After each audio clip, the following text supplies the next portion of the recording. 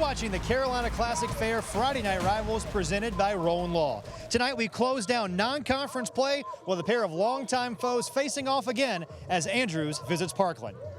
And we welcome you inside Deaton-Thompson Stadium. Chris Edwards, happy to be alongside Mark Covert and delighted to have you with us. Mark, a couple of young football teams on display tonight. Both are looking to see some momentum heading into league play next week. Yeah, and they're two teams that play a very similar style of football, have the same mentality.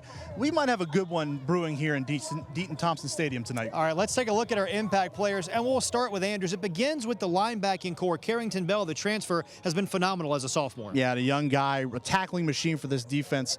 He's going to be the leader that needs to step up defensively if they want to come away with a win here tonight. And on the other side of the ball for Parkland, it's all about Jamari Cobb, the running back, a star in his own right, a hard runner. He is the focal point of this offense. He's going to have to carry the load here tonight. All right, for more on tonight's game, let's say hi to the third member of our team, Hannah Brady.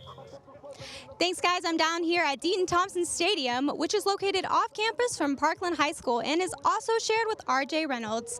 I asked Coach Derek Bryant if there were any challenges of having an off-campus stadium, and he said the only challenge was transportation, but other than that, he loves the old vintage feel of this stadium and loves when fans come and pack it and just brings that energy. And I can't wait to see fans come and feel that energy for tonight's game against TW Andrews. Mark and Chris, back to you. All right, Hannah, thanks a lot. A pair of historical programs ready to collide again tonight, and we'll have the kickoff for you next right here on My 48.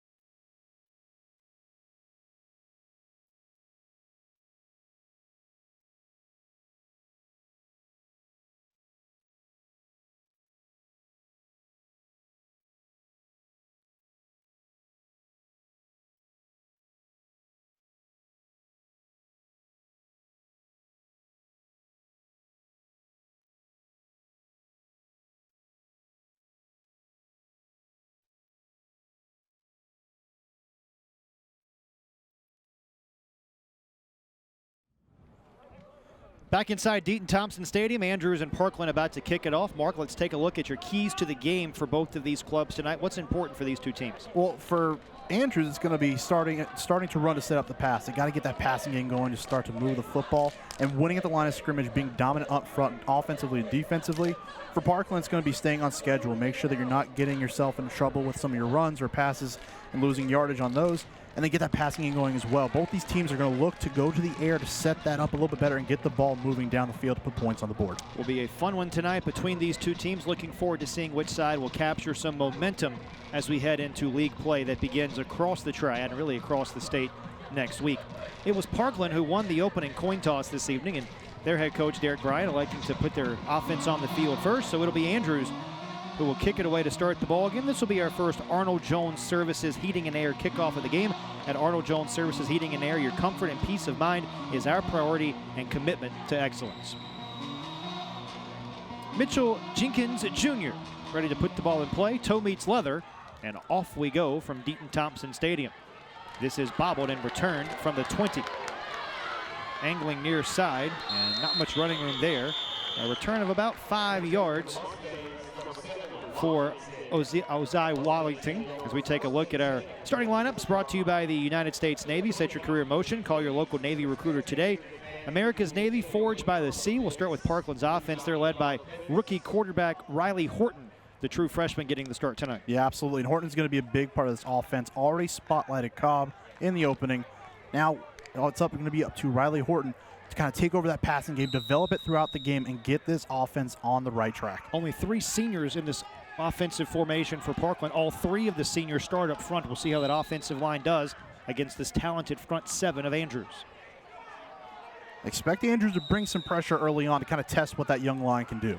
We'll start in a wing formation with the Mustangs. Opening carry, no surprise. Jamari Cobb looking for the edge, and he is wrapped up for no gain. Hoskins up for his 2nd tackle of the season, a minimal gain. 2nd down and long. And that was already because that defensive line got penetration up front, caused that run to go a little bit further outside. Cobb couldn't turn upfield. It's a good first defensive stand for this defensive Andrews. And a look at the starting lineup for Andrews. We highlighted the great playmaker there, Carrington Bell, in the middle, but how about that defensive front that's been talented? Yeah, absolutely. And Christian Kirkwood, the other linebacker there, is another piece of this defense that's very talented. 2 young guys. They're going to be leaders on this defense for years to come. Kirkwood leads the team with 17 tackles over the first 2 games. Little misdirection here as Cobb tries to bounce one to the outside.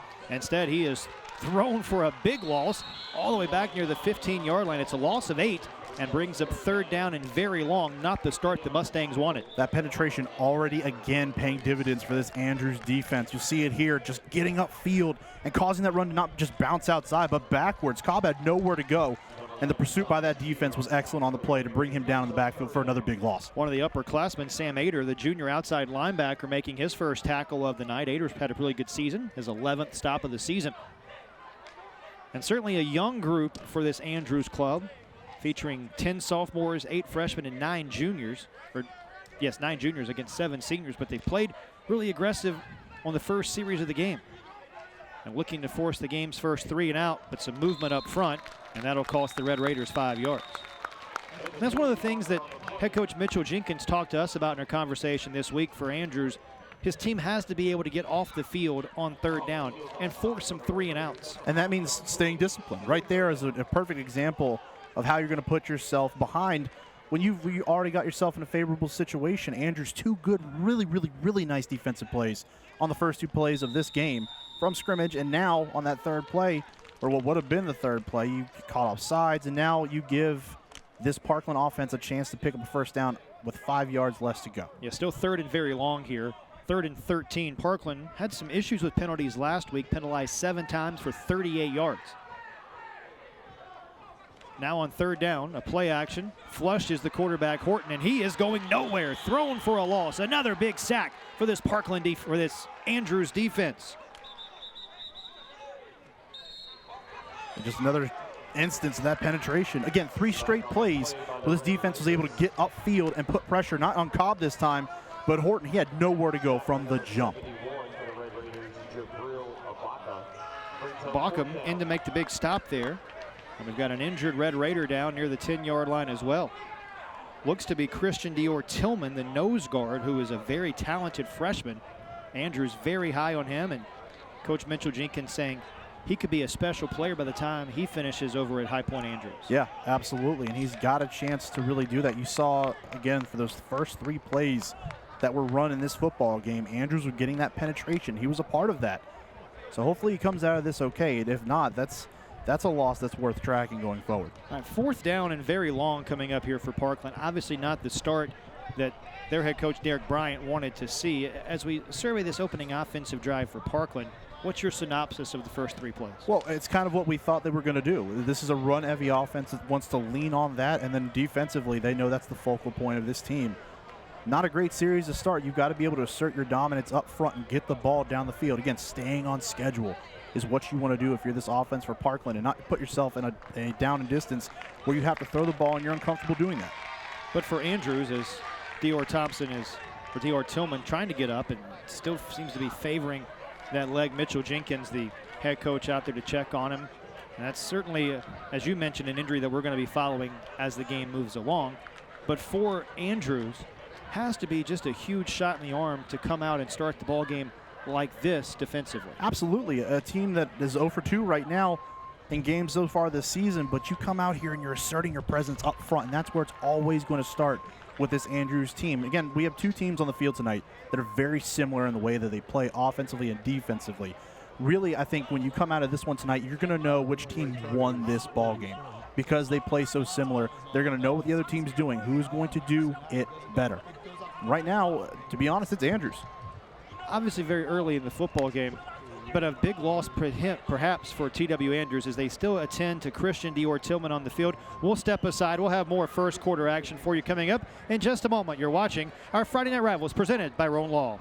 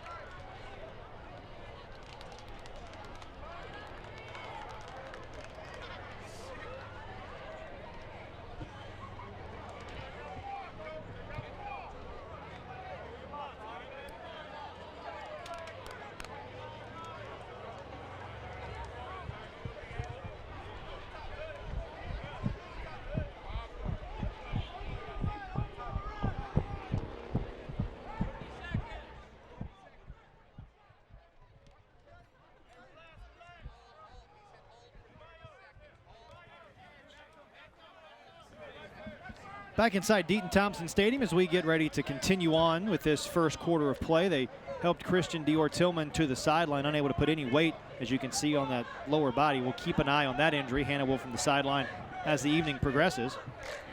But now Parkland 3 and out on their first drive, forced to punt, and it'll be Nathan Garcia on to punt for the fourth time this season. Again, such a strong stand for this Andrews front to start this game. Now can the offense ride some of that momentum and put something together on this first drive? They need to get points on the board here early. Looks like Andrews wants to bring a little bit of a rush and a kick off the side of the foot there for Garcia.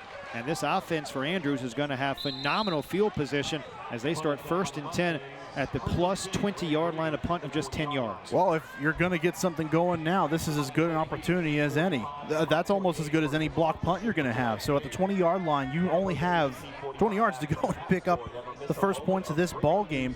They have to capitalize here. This offense has to capitalize on better than fantastic field position.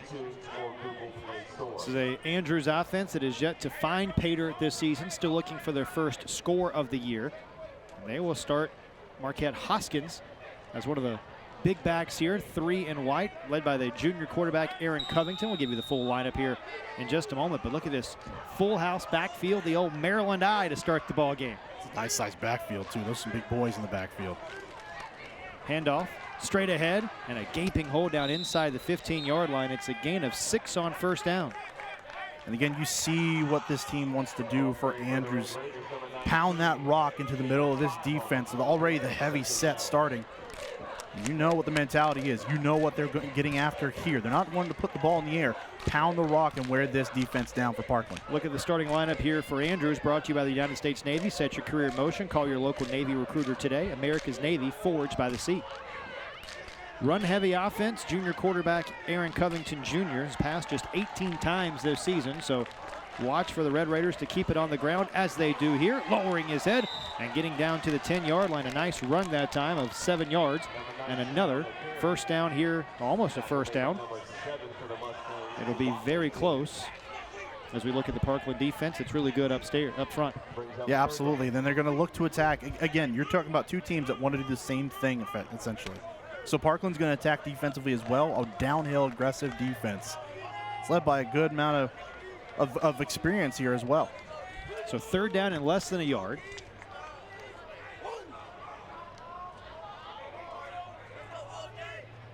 Play clock inside of 10.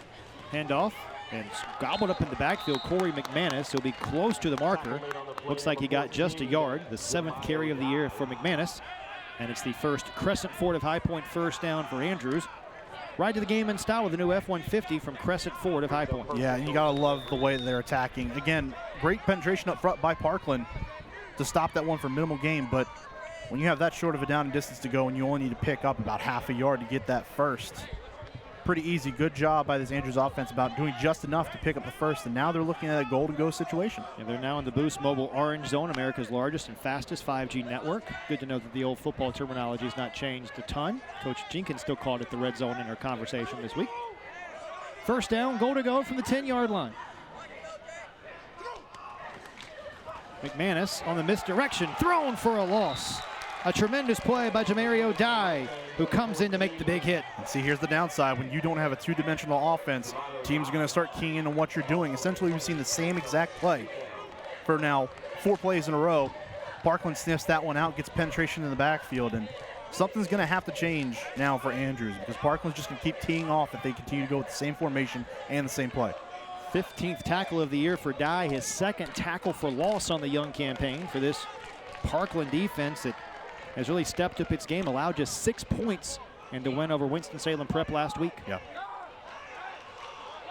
This is something that Coach Jenkins from Andrews talked to us about. His team's got to be able to put the ball in the end zone. They were in the red zone 4 times last week, unable to score as a flag flies in. It'll be our first penalty of the night, perhaps on Parkland, could be the 2nd on Andrews. And it is indeed the 2nd penalty of the night on Parkland. Officiating crew tonight led by the former football coach, Hubert Putnam, as you take a look at head coach Derek Bryant for Parkland. Coach Bryant in his 2nd season here, 3rd year as a head coach, spent 2019 as the head coach at Graham High School, hired here, played that shortened season last spring, and really high on his football team, really excited about the future of Parkland football. And another flag, and it'll be another penalty, we believe, here on Parkland as we go down to the field and say hi again to Hannah, who's got an injury update for us. Hannah? Thanks, guys. I'm over here, and 56 Christian Dior, he is sitting on the bench right now trying to get back into the game. And I spoke with Mitchell Jenkins earlier this week, and he said that he wants his team to be patient, humble, and determined. And we're hoping to get him back out on the field tonight. All right, Hannah, thanks. All of those things have applied for the Red Raiders so far tonight. 10 free yards, essentially. 2nd down, goal to go from the 3-yard line. Got to capitalize from 3 yards out. Got to. Covington turns, hands it away, picking a hole, and finding pay dirt for the first time this year. The Red Raiders are on the board.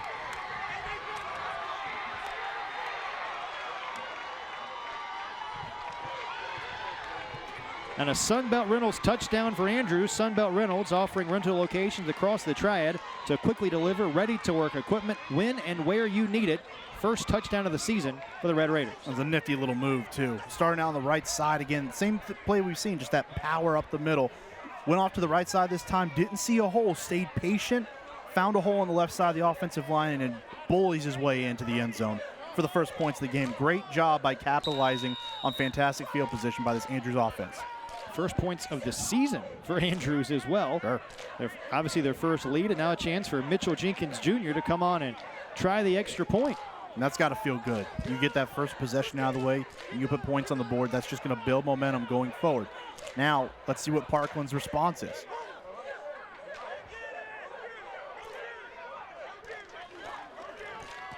And the kick is blocked. That is not a returnable ball in high school football, but a 4-play drive. 2 penalties certainly aided things for the Red Raiders as they go 14 yards to pay dirt and take the first lead of the game.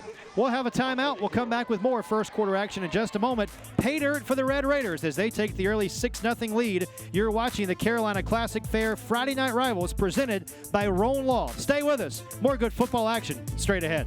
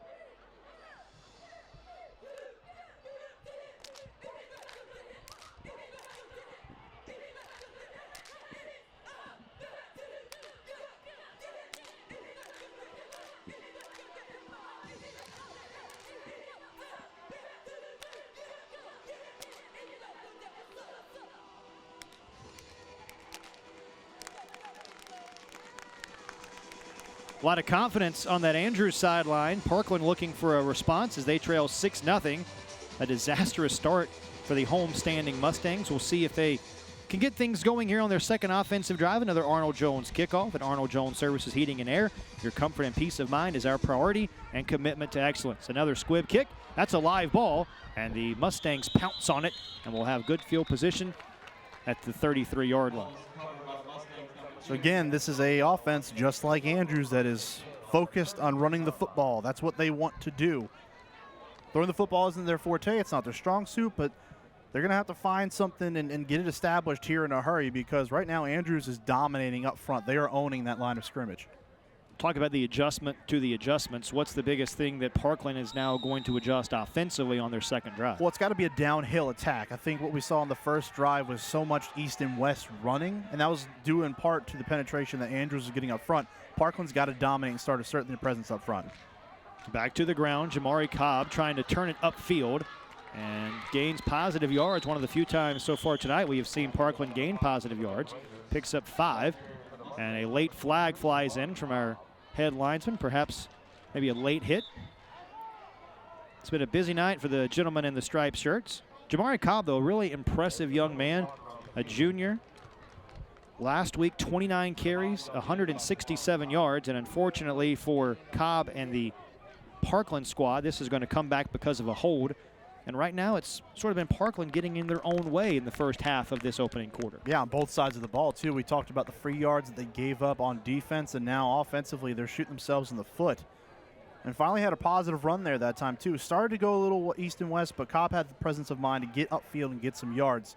To no avail, of course, now the penalty coming back. But you know, that's going to be what it's going to be for this Parkland offense. They've got to get aggressive up front and start hitting downhill. Just get right into the teeth of that Andrews defense and show them that you are the better football team.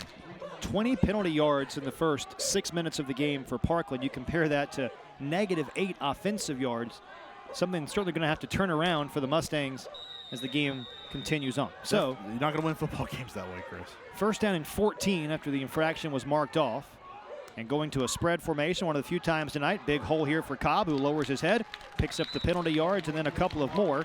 It'll be second down and medium coming up for the Mustangs. And a good schematically sound change that time on offense. Spread this defense out, get them out from the middle of the field, and let Cobb go to work in space. That time he stayed on track, really. He didn't even break stride, didn't have to cut up field at any point in time. Great job up front, getting some good blocking, and now, just like that, second down.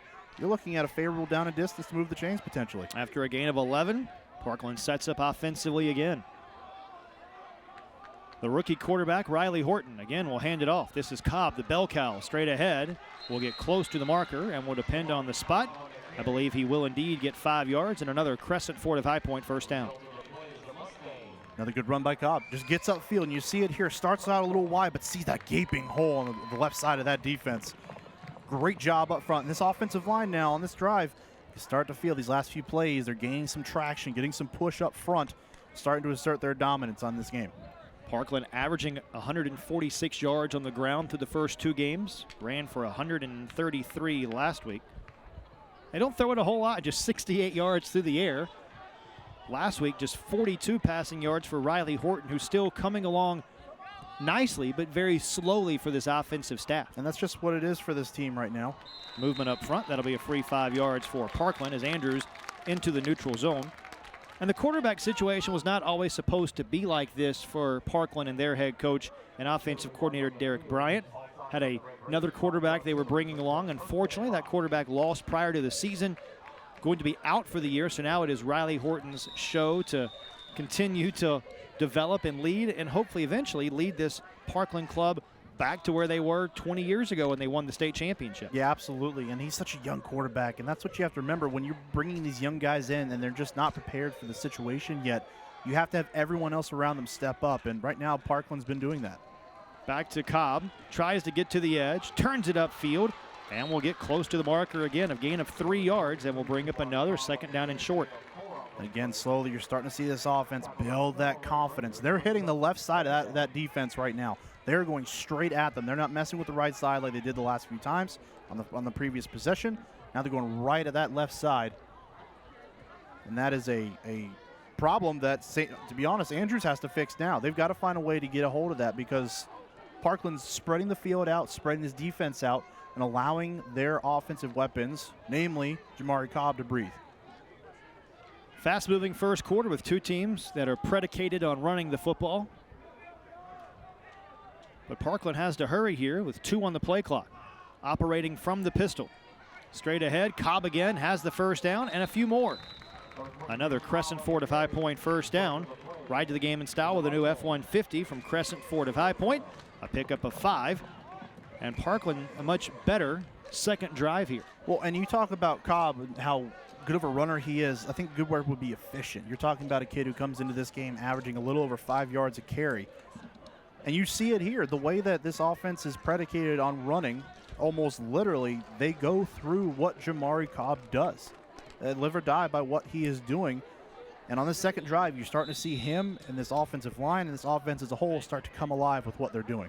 With that thought in mind, it has been all runs for both teams so far. Are we getting to the point in the game where maybe Parkland thinks about a little quick out to get things going here for Horton? And that's a possible game plan situation that they're going to be coming in with. And you look on the field right now for Andrews, they're only going one high safety back.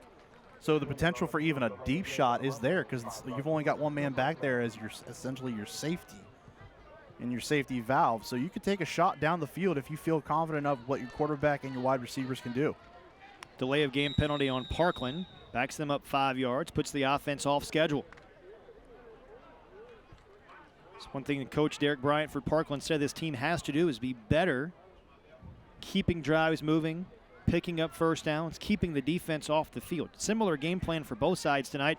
The best defense is maybe a good offense. Right. Pickup of 4 and a second down and long coming. And to this point, we've seen exactly what we kind of anticipated coming into this one. A very methodical game is what we're going to see tonight. Fast moving because they're going to keep it on the ground, but again, Parkland is going to have to continue to get these drives going and stay on schedule with what they're doing. That penalty hurts. Quick injury timeout. Starting left tackle, Zeke Craig, one of those seniors on the offensive line, was down, but will have to come back out for one play at least since the trainer did make his way out onto the field. Good to see the young man pop right back up, though. Certainly is, and certainly hope we can see the great nose guard and offensive lineman Christian Dior Tillman get back in there for Andrews after he was injured earlier in the game. And maybe he's been the difference. Yeah, could it be? Him not being in the game right now, Andrews isn't getting the penetration that they did on that first drive. So it could be part what Parkland's doing and also the absence up front for Andrews. Cobb again around the outside. Brings up third down and medium as we wind inside the final 3 minutes of the opening quarter. And again, this is from a situation where they were facing a 1st and 15.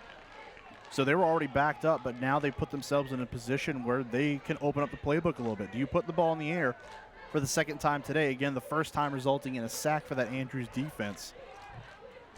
Gotta survey your opportunities here. And Andrews still only has that single safety high that's back there.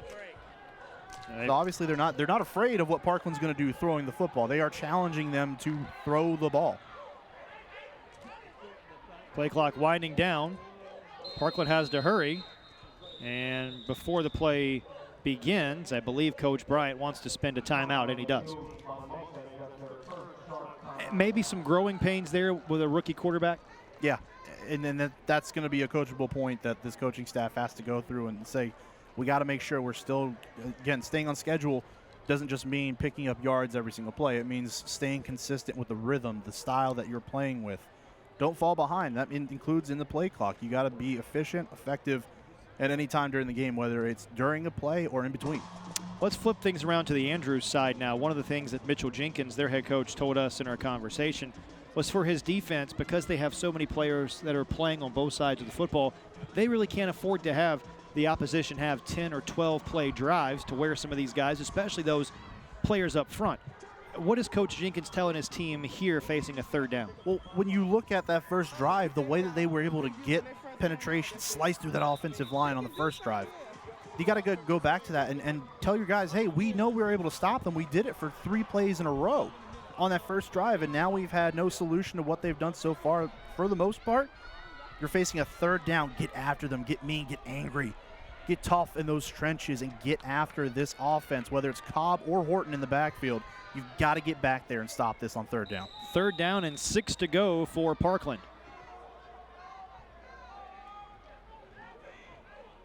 Low snap. Horton's got a scramble. Flings one this way and incomplete. Looking for Derek York, the sophomore. And now decision time for Parkland. You're in sort of that gray area of the field, aren't you? Yeah, right at the 39-yard line. How good do you feel about what you can do offensively? And it looks like they're bringing the punt team out now. And again, with a long third down, really a medium-range third down, only 6 yards to go, pick up the first, but your passing game is not effective enough to be reliable. Instead of trying to go for that first down, maybe you just play the field possession game here. Challenge Andrews to see how well they can move the ball the length of the field instead of 20 yards out. 5 seconds on the play clock. Looks like Parkland will indeed elect to punt here. And another delay of game on the Mustangs. It's been a bit of a staccato start in terms of the infractions against Parkland so far tonight. It's their 5th penalty already tonight. And things that will kill you and things that will drive a coaching staff crazy. It's going to be constant penalties. Jay Archie on to punt and pops this one a mile into the air. It's almost like an infield pop-up. That takes an unfortunate bounce for Parkland. There is a flag down, no surprise there, and we'll see what the officials sort out. Let's see what this one is. This might be one that they pick up. Our pal Hubert Putnam, the lead referee, marks off the infraction against Parkland. And so Andrews will get the football back near midfield, trying to add to this 6-point lead. Well, it's a longer field than what they had before. You add about 30-some-odd yards to the back end of this one that Parkland is now going to have to defend against this Andrews offense. But now I want to see what Andrews is going to do, because we've seen them run the ball out of the same formation for that entire drive. They were able to punch it in with a lot of help from Parkland's defense penalty-wise. So hope to see if Parkland can clean that up and what Andrews is able to do now. Marquise Lindsey, the big back, he got the touchdown run earlier, and it's Lindsey who gets the call straight ahead for no gain. Again, that instance where you just continue to go back to the well maybe one too many times. They have to mix it up now before this Parkland defense keys in on them. And you're starting to see that now. They're starting to get closer to that line of scrimmage and stopping these plays. Andrews wants those 3 yards, 4 yards in a cloud of dust to move these chains, but if the entire defense is coming after your backfield because they're not afraid of you going over the top of the pass, that's not going to work. They'll operate from the shotgun for the first time tonight. A throw here for Covington. Going to step up, now going to try to scramble, and will tiptoe out of bounds near midfield. A gain of 4 for the junior. Not known for his running ability, more of a pocket passer, but a smart play on second down. Right, and able to avoid the sack, step up and gain some yards. Good presence of mind. Breaking the tackle there. No small quarterback as well. Got some size in that Andrews backfield, and they're displaying it so far. Tough runners, big guys. If you're going to run an offense like this, it's exactly what you need in your backfield. Very similar for the two programs in terms of the quarterback. We talked about the injury for Parkland, having to play the freshman quarterback. Covington's a junior, but he was battling with another junior, Timothy Ratley, who was more of a dual threat, sort of scrambling type quarterback. He's down with a high ankle sprain, unable to go tonight. So it's Covington again who's won the job. And the play clock winding down. And a timeout called by T.W. Andrews. So both sides having a tough time really getting things going consistently on offense in the first 11 minutes of this game. Well, we're talking about two very young teams. We've already seen it from Parkland a few times with the penalties and their own delay of games as well. And now we see it from Andrews. Just got to have that field awareness, especially as a quarterback, to make sure that you are not leading your team to a free 5 yards for the opposition. It's not what's going to win you ball games. Andrews has done well for the most part to this point. Again, cashing in with the only touchdown so far, but They need to continue driving and riding on that momentum. They've stopped Parkland on 2 consecutive drives defensively without one of their defensive stars. Now the offense still has to continue to do what they're doing, develop, and continue to put points on the board. You know, it's interesting. One of the things that Coach Jenkins from Andrews told us in our conversation prior to the ball game, you asked him what areas he would like to explore with Parkland's defense. He said, I think we can take advantage of their secondary. Haven't gone to the air yet tonight and really challenging that front 7. And he seemed pretty confident about that, too. Yeah. That was something you could tell by the way he mentioned it and the way he talked. He was confident that his wideouts could beat this secondary. See what happens here on 3rd down. Covington steps up, now going to run, and the big bully of a quarterback lowers his head and picks up extra yards to move the chains. A gain of 11 on 3rd and 5. There had to have been 2 or 3 different Mustangs that met him at that 1st down marker, and he said no. Covington getting upfield, a little draw action that time, and just lowers the shoulder. Gets those tough yards, and he continues to drive the feet to pick up yards after contact. That's a huge play on 3rd down to move the chains and continue to have this drive that's now marching. They're already in Mustang territory. Not sure if it's like a 6-cylinder there or not for Covington, but boy, he lowered his head and got a few extra yards. 2nd 3rd down conversion tonight for Andrews, and another Crescent Ford of High Point 1st down. With less than a minute to go in the opening stanza, and Andrews will have to burn their 2nd timeout of this first half. But again, Covington showing off the size of that backfield for Andrews has. Just getting upfield, took on 3 different Parkland Mustangs at once and won that fight, and then continued to drive his legs to get more yards after the 1st down. You love the effort from your leader on offense at quarterback. 2 teams that are trying to rectify things in terms of the win-loss record. As we look back at what they did in the spring, Andrews 2-3 in that shortened year. Parkland went 0-6, very uncharacteristic of these 2 clubs. 2 programs that have rich tradition. We talked about Parkland winning a state championship in 2001.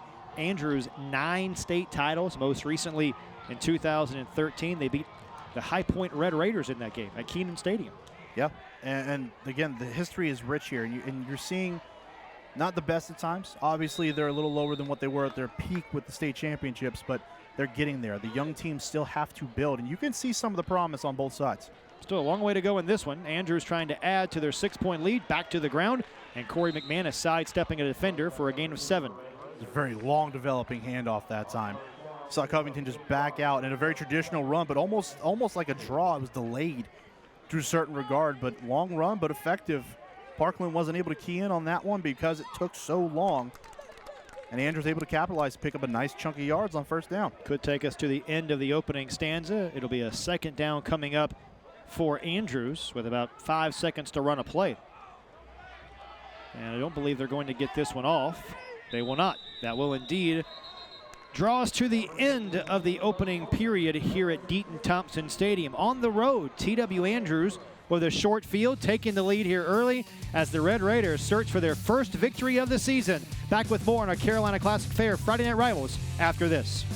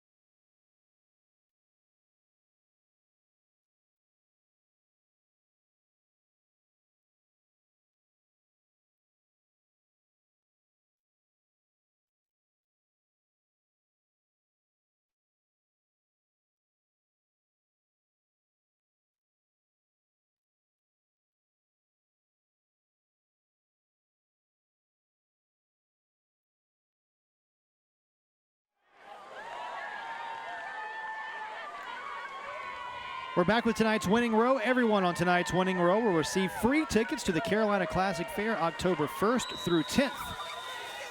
And it's Andrews who has the football, leading by 6 to start this second period of play.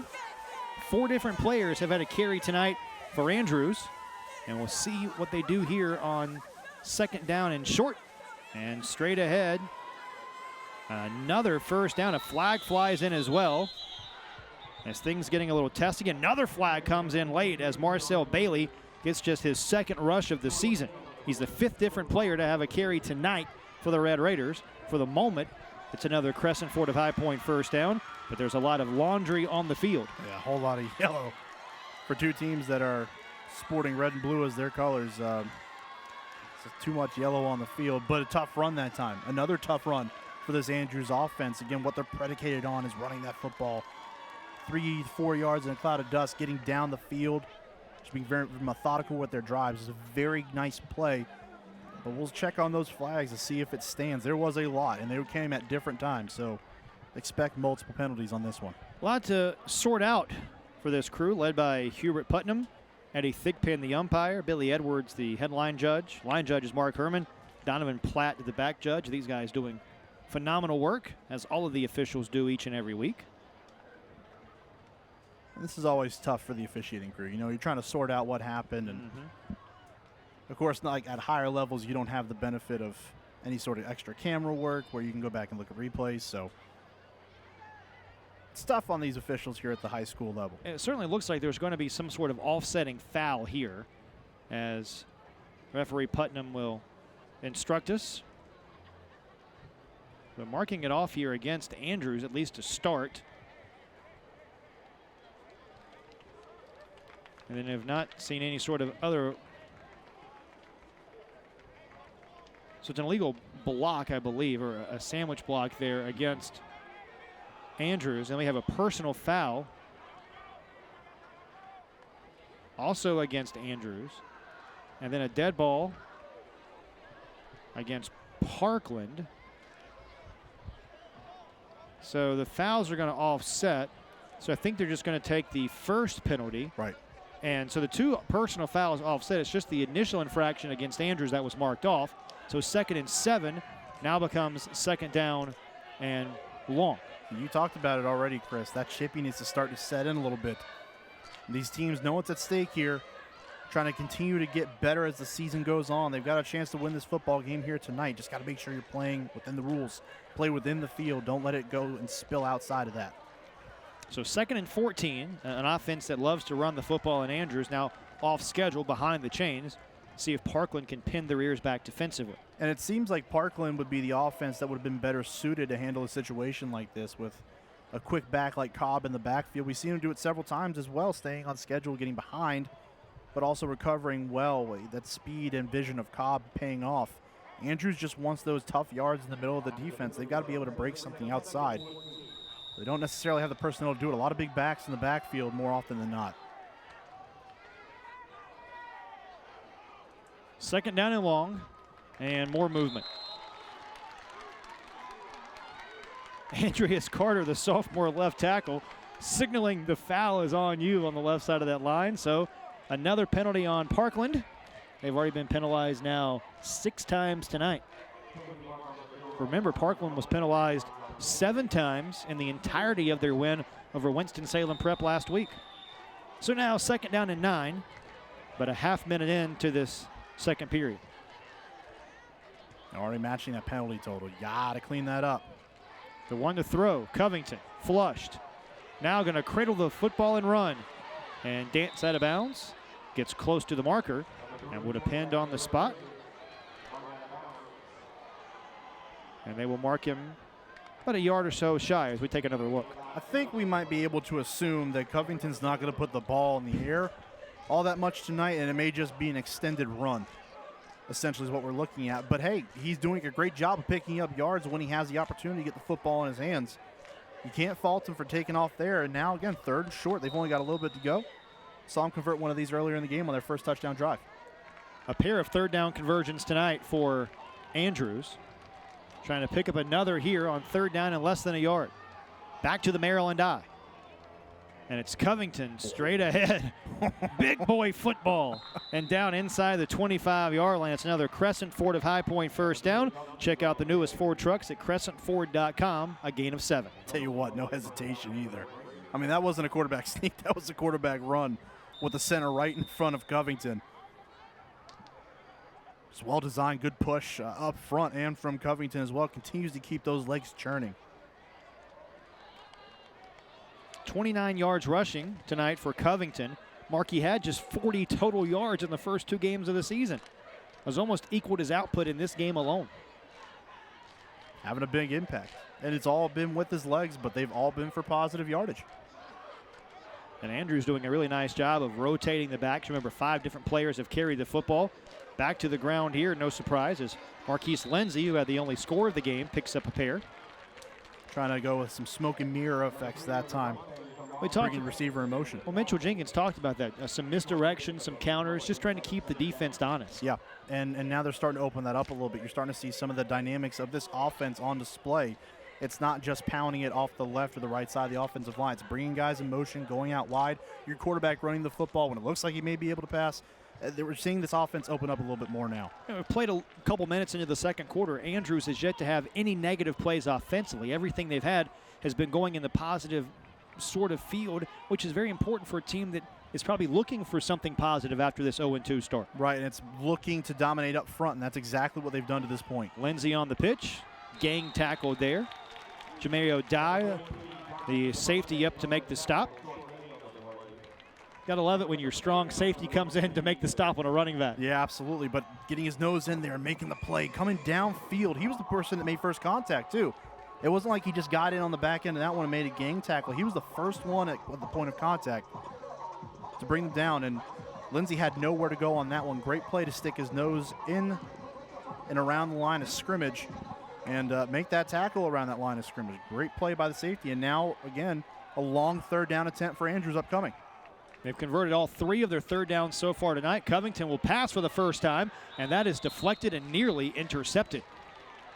But it'll bring up 4th down. Able to get his big paw on it that time was Amarion Anderson, the middle linebacker, the 5'11 senior, and 4th down coming for the Red Raiders. You see it here, 2 crossing routes coming across the middle. Just that pressure coming inside and not allowing Covington to step into that throw, a blind throw over the middle, and more often than not, that's going to be a recipe for disaster. Lucky to get out of that one without an interception. So the ball just outside the 20-yard line at the 22. Be almost a 40-yard field goal from here. A little long perhaps for Mitchell Jenkins Jr. And it looks like the offense will stay on the field, and the offense will draw yet another delay of game. I wonder if that one was almost by design. Give your punter maybe a little more room to work with? A little more room to work with. And if that's the case, well, great, you executed your plan. If not, well, you did yourself no favors in that regard then. What's that old saying about the best laid plans? I don't know, I was asking you. 4th down and 13. You're going to need to write a book for me, guys. To throw, Covington wants it all, lofts one to the end zone, and a touchdown! Keelan Francis, the senior, hauls it in on 4th down, and a 2-score lead for the Red Raiders. Felt good about challenging these defensive backs for Parkland. That's exactly what Coach Jenkins told us when we talked to him this week, and there you go. Over the top, no one back deep to help man-to-man, and they just take that shot down the field. Keelan Francis making a play down the field. 3rd catch of the season for Francis. It's his first touchdown haul of the year. The player getting offers from some Division III schools. Keeps playing like that, he'll rocket up the rankings. So the Sunbelt Reynolds touchdown, and now Jenkins on for the extra point. Remember, he had his first try blocked. Now the snap, a bad one, and Covington in trouble again, and the whistle blows it dead. So it remains just a 12-point lead for Andrews as they convert on 4th down. And again, we hadn't seen them throw the ball yet here tonight outside of the previous 3rd down, and now taking a shot down the field. Covington finally converts Francis on the back end, and just like that, back on the board. Goes Andrews.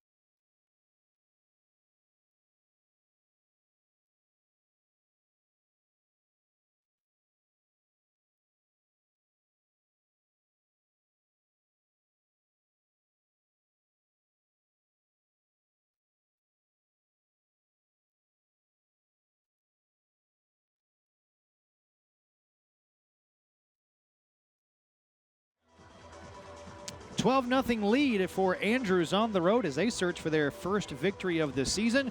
As we get ready to see this Parkland offense on the field again, it's time for another Arnold Jones kickoff. Get your heating and air conditioning fall tune-up special from Arnold Jones Services Heating and Air Conditioning. Beautiful fall weather tonight, almost chilly enough for a sports coat. Up to make the play, ball is live, and this ball loose inside the 30-yard line, and I think Andrews has fallen on it. Looks like they came up with it. And they did. How about the Red Raiders forcing some turnovers and creating some momentum? Well, and you can see the special teams unit, the kickoff return unit for Parkland is not ready for those shorter kicks. Their up guys are not up to the challenge of fielding those kickoffs, and that's the second kickoff in a row we've seen bounce off of a Parkland player closer to the kickoff point. Just mishandled the football, and this time Andrews was able to jump on top of it in the scrum. And now another short field for this Andrews offense. We'll start on the right side of the 50. And again, have really had their way up front tonight. Yeah. If Covington can continue to throw like he has, look out. This could be a Red Raider team that could be dangerous as they get into league play next week. Boy, I tell you what, Andreas Carter, the left tackle, really upset. The sophomore looking toward the sideline, and Andrews may have to burn their last time out of the half. No, they're going to instead take the delay of game penalty. Another 5-yard penalty. It's the 5th penalty of the night for Andrews. Parkland has been penalized 6 times. I think that's the 3rd or 4th delay of game on Andrews too. So obviously that pre-snap procedure is not working so far. And on first down, coming out of a timeout too, a change of possession. Red Raiders spread the field, now a man in motion. Misdirection here on the counter. This is Corey McManus breaking free. McManus with green grass in front of him. A house call for the Red Raiders and a flag as well. And now another flag. This could be bad. McManus could be disqualified from the game. With the cartwheel in the end zone, probably said something as he crossed the goal line, then did the cartwheel in the end zone.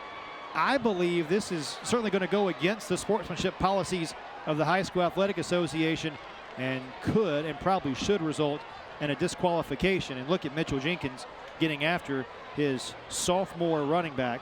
Teachable moment on this young football team. Yeah, and I think the first one is going to be a taunting penalty going into the end zone.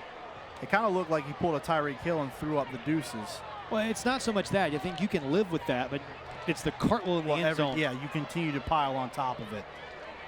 And like you said, Chris, it's a teachable moment. You understand that you can't do that, but you also have to teach him and coach him up. This will be at least a 30-yard penalty. But now the question is going to be, does McManus stay in the game? Right.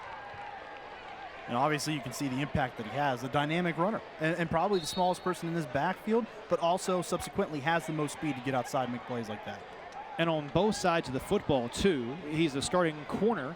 And I realize that Parkland has not gone to the air a whole lot, but you lose one of your players, your starting players, and keep in mind this is a roster that is smaller for Andrews, too, with so many guys going both ways. Right, and Coach Jenkins actually told us that. You had alluded to it earlier in the game as well, Chris, that they have such a small roster, you can't afford to have those guys go on long drives or just lose them entirely. And to your point about McManus offensively, 3 carries for 50 2 yards already tonight, and the rushing score, he's been a big part of what Andrews has wanted to do offensively.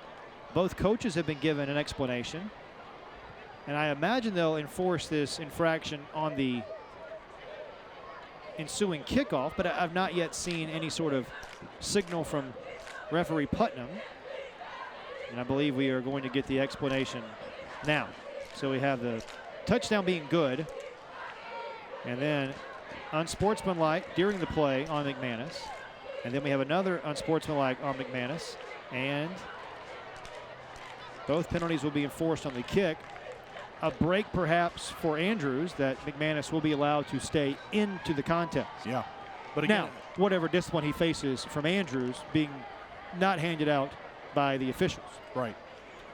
And you do wonder, because you talk about how focal of a piece he is for this Andrews team, not just one of your key offensive players in that backfield, but also one of your starting corners. So maybe Parkland starts to change their game plan, start taking shots down the field if he's not able to be a part of this game going forward. And now Jenkins on for the extra point. A line drive kick. That is good. Just above the crossbar. And the first extra point for the coach's son, Mitchell Jenkins Jr., who drives one through. And a 3-score lead. Now the question, I think, if you're Parkland, boy, it's been just a really tough start. How do you respond? We'll get to that in a second as we watch the touchdown run from McManus again. You can see the first infraction here. And then this is the one that everybody was up in arms about. Got some nice hang time, though. You want to talk about an athlete? Yeah, no doubt. You think you could do that? No. I had faith. But what you talk about with what Parkland's going to be doing game plan-wise from here on out, again, if McManus isn't able to come back in this game, or Andrews just doesn't have him in the game as punishment for what he did. Sure, you scored the touchdown, but you can't showboat like that. It puts your team in a bad position. They're going to have those penalty yards marked off, and Parkland is going to be in great field position to start this drive. That's where it's maybe going to hurt, but if McManus isn't in this game as one of their starting corners, Parkland absolutely should start to take to the air a little bit, exploit someone who's not used to playing in that position. Both teams have almost entirely played where they've had one safety deep in this football game so far. That back end down the field can be tested. Covington's already taken advantage of it once tonight. Is Parkland and Horton, their quarterback, going to be able to capitalize on their end as well? But really good field position for Parkland and for Mitchell Jenkins in this offense and this team that has 9 juniors, 10 sophomores, and 8 freshmen. You'll experience a few growing pains. Absolutely. Now time for another Arnold Jones kickoff. If you could bring a rush on the kickoff, Parkland might think about doing it here. Unfortunately, unable to do that. But I don't know if we've given enough credit to what Andrews has done so far. This offense has, dare we say, been explosive with what they've done. Jenkins, another kick, and this one is returnable. This is Jamari Cobb trying to cut it upfield. Cobb wrangled down near the 20-yard line and then thrown back. Cobb, who has been ubiquitous tonight, an 18-yard return and the best starting field position for Parkland. Finally got someone who could return that kick, fields it, and Cobb knows exactly what to do with it. Just in the open field, an expert with the ball in his hands. You see him cut up field, the shifty moves by the star running back on full display on that kickoff return. And now only about 21, 22 yards to go to maybe put your first points on the board. If there was a time to get back into this one, this is the drive to do it for the Parkland Mustangs. Boy, it certainly feels like a touchdown here for Parkland is huge. Almost a must-score drive, isn't it? I was going to say touchdown or bust here. From 21 yards out, it's touchdown or bust. The freshman quarterback, Riley Horton, hands it off to just, guess who, Jamari Cobb.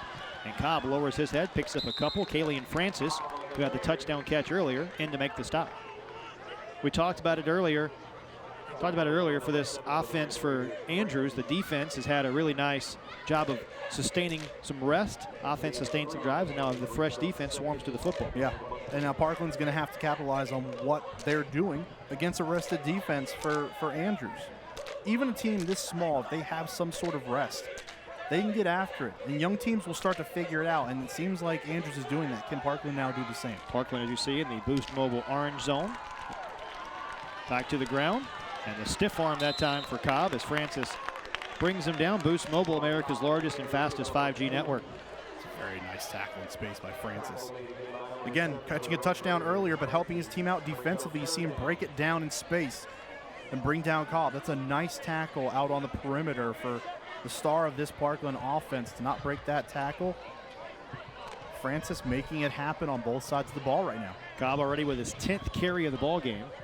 Had 29 rushes in the win last week at Winston-Salem Prep. This is the home opener for Parkland tonight here at Deaton-Thompson Stadium. And trying to climb back in it. They trail by 3 scores. Back to the ground. Guess who? It's Cobb trying to pick a hole. And slithers forward for 2 yards. Obviously, Andrews has adjusted their game plan to what Parkland has been doing. They found some success mixing it up. Parkland has just stuck with what they know, and that is handing the ball off and getting it to Jamari Cobb. They haven't been able to do anything to this point. Now 4th down upcoming. They've got to change something up. Get this defense off balance, because right now they're pinning their ears back, and they're finding ways into the backfield to bring Cobb down for little to no and maybe negative yardage. Last week in the win over Winston-Salem Prep, Parkland 1 out of 5 on 4th downs. They're 4 of 10 on the year, going for it on 4th down.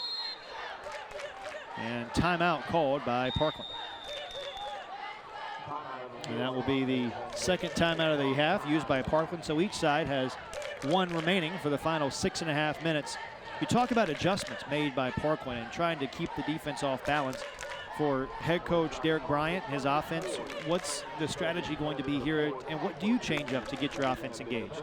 Well, I think what we saw on their 2nd possession, they really went to more of a spread offense, and they were able to spread the defense out for Andrews because they had to go and cover the receivers that were out wide. So they started to find some holes, especially on the left side of the defense, and I think you see on this drive, they've started to continue to test that left side, but Andrews has been able to step up, get more pressure, downhill, pin their ears back. Parkland's going to have to mix it up, and I don't know if it's going to have to be Riley Houston Riley Horton potentially running the football in this one. We know he's not a huge running quarterback. It's not the same thing that they have with Covington, but they're going to have to find a way to get someone else involved.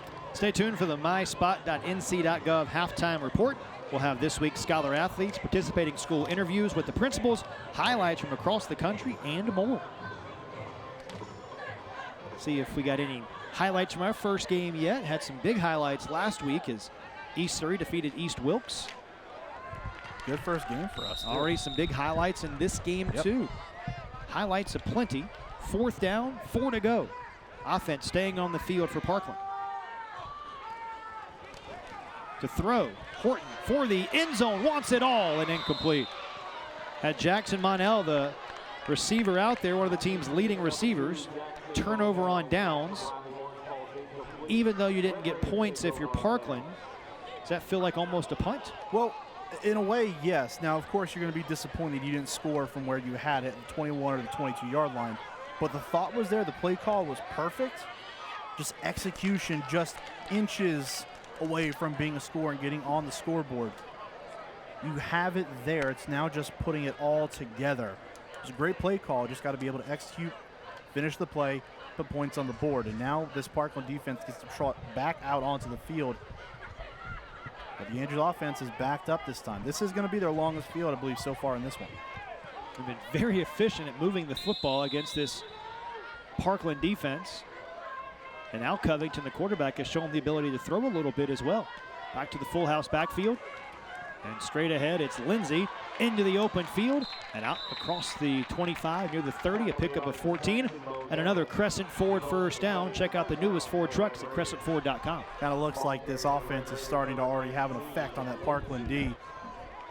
It affects the physicality. Wearing them down already here in the 2nd quarter, just continue to hammer away, and that's always what's going to happen when you run the football as much as these two teams do. The defenses are going to wear down as time goes on. And here in the 2nd quarter, Parkland looks like it's showing a little bit of wear and tear already. Andrews might be starting to smell some blood in the water. Longest run of the season for Marquise Lindsey, a pickup of 14 there as they move the chains. Halfway done with the opening half, and it's Lindsey who totes the mail again and picks up 5. I mean, you can even see it right there. That was straight into the teeth of the defense. And just a gaping hole opened up right inside for Lindsey to run through. Didn't have to break his track, cut outside. didn't take a step off of where he was supposed to go. I mean, you see it here. That push up front by that offensive line has been spectacular here of late. And Andrews is just rolling right now. They're getting yards in chunks. Second down and on schedule for the Red Raiders. Winning up front. If you are a team that's predicated on running the football, you've got to dominate up front and give your guys a chance. They'll throw down the field, and too long that time for Keelan Francis, but had a step on his man. You know, but it almost looked like Francis stopped running. And I'm not sure why, because if he kept running, that he might have run right underneath that football delivered by Covington.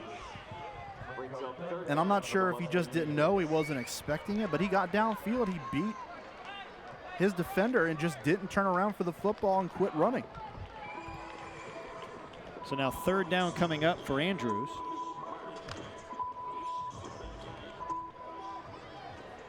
Three of 4 on third downs tonight are the Red Raiders.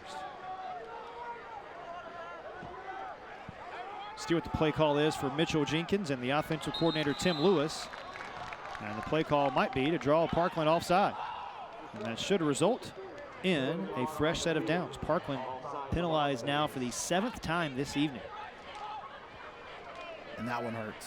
When you get so close to getting off the field, third down upcoming, and to know that it was just a simple step off sides that moves the chains and the drive continues, that's going to be tough to stomach. The only thing I can think of, they may be just a few inches short. Yeah, they are. Well, I think we know who's getting the ball here. Big number 3. Absolutely. Well, the way he's played so far here in the first half, he has been invaluable to the success of this football team. And a little awkward there, but efficient nonetheless, as it's the big quarterback Covington straight ahead. And we'll move the chain to another Crescent Ford of High Point first down. I think I could make the case, Chris, that he gained 4 yards with no one blocking for him. That's probably correct. Because the center went off to the left side. You'll see it right here. I mean, he just went straight upfield. And no one from Parkland got to him before he picked up about 3 or 4 yards. Man, you could have run through that hole. Yeah, I mean, maybe. I would have gotten stuck. First and 10 as Andrews approaches midfield. But what a breaking score it would be if Andrews can punch one in. They do get the ball to start the third quarter as well. No surprise, they'll stay on the ground. Straight ahead. And pickup of 8.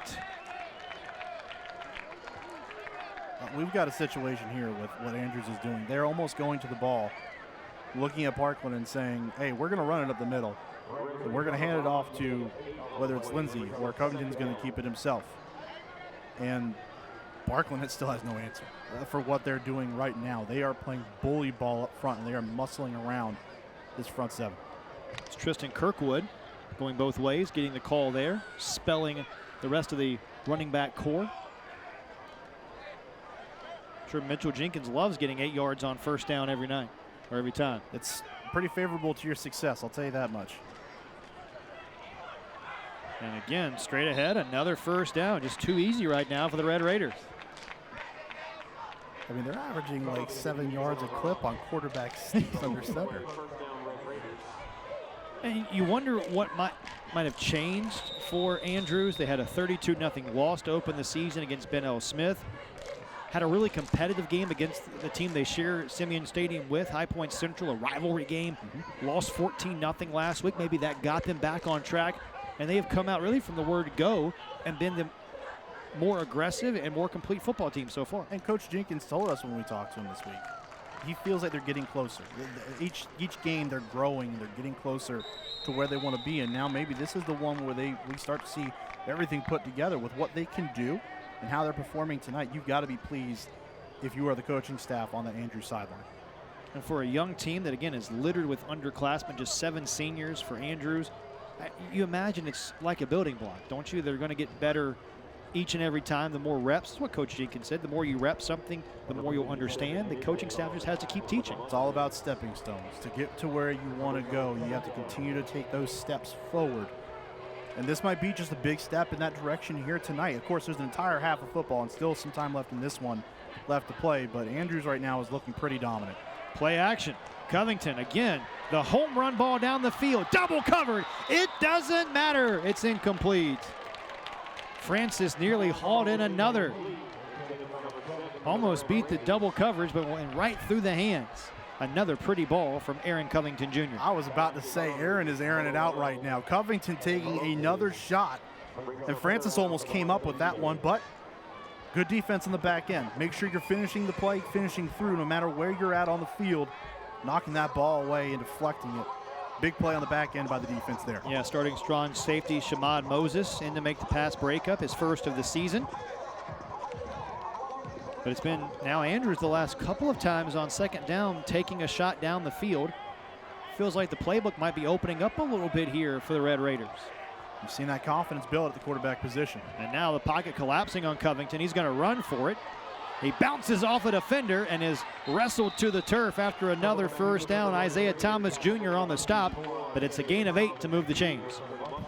The defender's just bouncing off of this kid. Your quarterback is just commanding the field right now because he's taking off and utilizing plays by being smart, not forcing the ball down the field and using his best weapon, his legs, to the best of his abilities. Picks up another fresh set of downs. Now 7 rushes for the quarterback Covington. 5 of them have been over 7 yards. Talk about efficiency. I'll say, and about 3 of them have been quarterback sneaks. New set of downs, play clock dwindling. Sweep here off the edge, looking for a block, and mollywopped down that time the ball carrier. It was Adam Reed, the wide receiver, with his first carry of the season, sandwiched by a couple of defenders. Jeremiah King, Xavier Scales up to make the stop first. Yeah, Scales, a nice play in space that time just to get out there and make the tackle in the open field. Looked like he might have had some room on the edge to run there, but Scales steps up, makes a sure tackle in space. And for the first time on this drive, I believe, Chris, not a big gain for this Andrews offense on the ground. A drive that is now approaching 5 minutes as we approach the final 90 seconds of the half. And with that said, doesn't favor either offense to go in a 2-minute offense. Straight ahead, guess who it is? It's Lindsey who has the first touchdown of the night, and Lindsey powers inside the 25-yard line. If nothing else, you can kind of see the coaching points for what Andrews is trying to do offensively. And it's not just running the football, it's finishing runs. Make sure you're falling forward and you keep those feet driving and you keep them alive so that you can continue to pick up yards after contact. And these runners tonight have done an excellent job of that. 46 yards rushing on 10 carries now for Lindsey. Less than a minute to go until the break. Handoff, Lindsey again, and he is sandwiched back. It'll bring up a 4th down, and we'll see how these two squads approach the final 45 seconds. Good stop again on the edge that time by this Parkland defense. That was Dye making the play in space, but another stop for Parkland on the edge that time. That is not where Andrews has had all of the success. It's been in the middle of that defense and tearing them apart inside out. And again, stay tuned at halftime from a myspot.nc.gov halftime report. We'll have this week's Scholar Athletes, participating schools, interviews with the principals, highlights from across the country, and more. And a lot of time running off of this clock before Mitchell Jenkins elects to call the timeout. And while they talk about it, we'll take a timeout as well. Final 17 seconds of the first half coming up after this. You're watching the Carolina Classic Fair, Friday Night Rivals. Again, one of tonight's sponsors, Carolina Classic Fair. Carolina Classic Fair, second to none, 2021.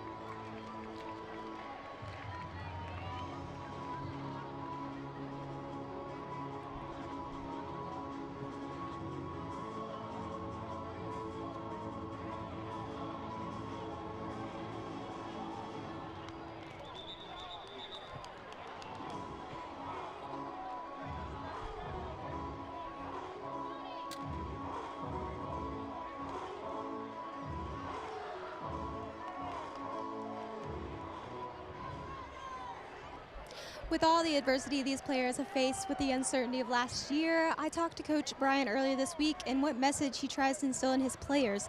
He says that he stresses to just have fun. He says he tells his players to enjoy what they do because they only have so many games guaranteed. And I think that is a true testament here tonight as they have tried their best to play as hard as they can. Doing a really nice job of that, Hannah. Find themselves, though, on the short end of the scoreboard here as we approach halftime. Andrews leading 19-0 and going for it on 4th down. Covington again to the air and incomplete. Through the hands that time of Marcel Bailey. And 10 seconds to go for Parkland. Certainly feels like just knee down here and try to regroup at halftime. Yeah, get out of the half. And lucky that one wasn't a touchdown either, just out of the reach that time. Covington putting another deep shot. You see just out of the reach that time of another touchdown on the board for Andrews. Now Parkland, like you said, Chris, might just be confident enough. Just get out of the half. Regroup at halftime. And for as well as Andrews has played, they're up 19 points. It's not to say that Parkland can't get back in this game. 3 touchdowns and they're up by 2 without, of course, Andrews scoring any more points. A couple of short fields, some turnovers have really derailed Parkland offensively tonight. And that snap goes over Horton's head. He'll pick it up and now try to make something happen. Will heave up a prayer, and that should have been some pass interference, but incomplete. Certainly looked like the receiver, Jay Archie, was held there, but the back judge, Donovan Platt, did not think so. But I believe there is some laundry down on the field back near the line of scrimmage. Yeah, I think our line judge, Mark Herman, was able to actually get that one. Unless he saw something else. We'll get an eligible receiver downfield against Parkland, so the pass interference wouldn't have mattered on a busted play like that. I'm sure that never happened to Mark as a former offensive lineman, being downfield too easily. No. It's all about knowing where you're at on the field, Chris. But it is tough. You can find yourself kind of in no man's land. Of course, you're probably expecting a run at that point, and you have your broken play, so there's not really much you can do up front. You just got to trust what your skill position players have going on. So, a 5-yard penalty. Remains 1st down, now 1st and 15. I'm just surprised they missed the pass interference. It looked pretty obvious down the field. Here comes a blitz off the edge, picked up by Parkland. Now Horton on the final play of the half just slips down at the 10-yard line. There's a late flag as Horton took a hit. And that will most likely be enforced on the kickoff to start the second half if it's a dead ball penalty. I think that one may have occurred during the play. I wonder if they got him for a face mask. That's the only thing I can really think of. And it is a dead ball foul after Horton had already slipped down. So, is the quarter going to be extended, or are we going to enforce that on the kickoff to start the second half? I believe we're going to enforce that. We are on the kickoff to start the second half, and that will indeed take us to the break. We'll hang out here for just a second. Hannah will get in position to chat with Mitchell Jenkins, who saw a lot of positives from his football team in the first half, but certainly some teachable moments, I think, for both sides as we head toward the locker room. You got to be quite pleased with how Andrews performed in the first half. You talking about a team that's looking to grow and continue to build on what they've done so far this season. That was a phenomenal first half on their part. So Hannah getting in position. Mitchell Jenkins will have a word with his football team before he goes and visits with Hannah Brady to start the halftime. And looks like Coach Jenkins is ready to get after his football team almost immediately here, Mark. Probably very happy with how his offense has performed, but maybe more excited about how his defense played. Right, but I think you also hit on it too. There were a lot of coachable moments in that first half, so maybe let them know before you go into the locker room, hey guys, there are a lot of things we can still clean up, and we can still play a better half of football than what we played here in the first half of this one.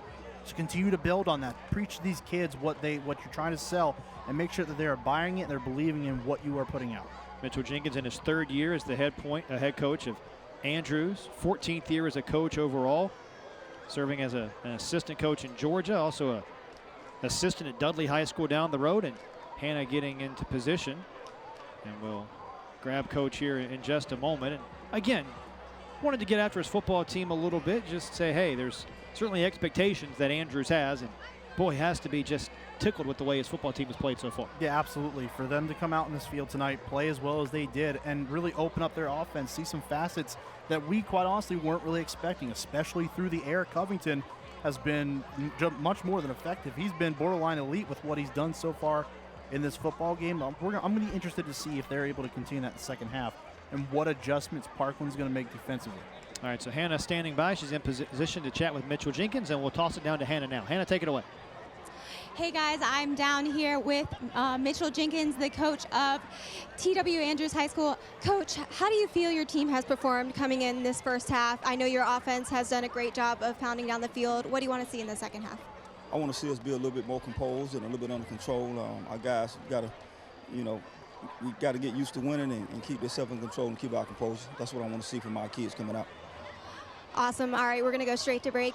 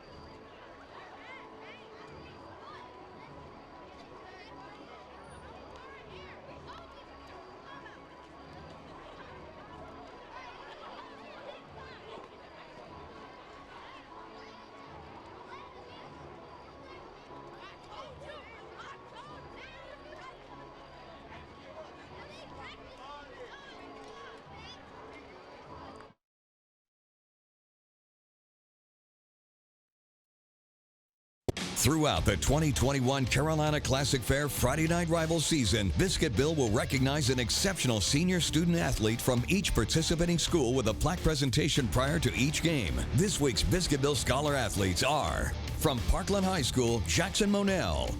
Parkland's Jackson Monell plays varsity football and basketball and was named 3A All-Conference this year.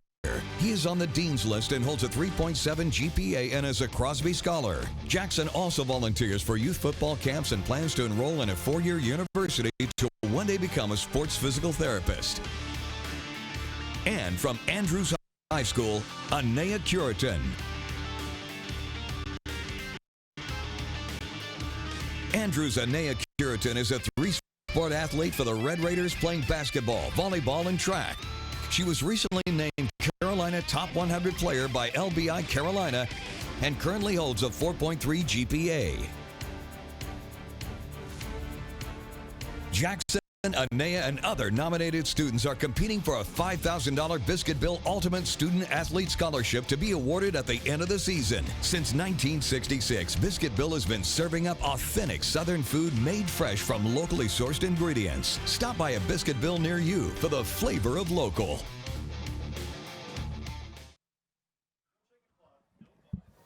Welcome back to the myspot.nc.gov halftime report. I am now joined with Andrews Principal Goss. Thank you for being here tonight. What is what you love most about Andrews High School?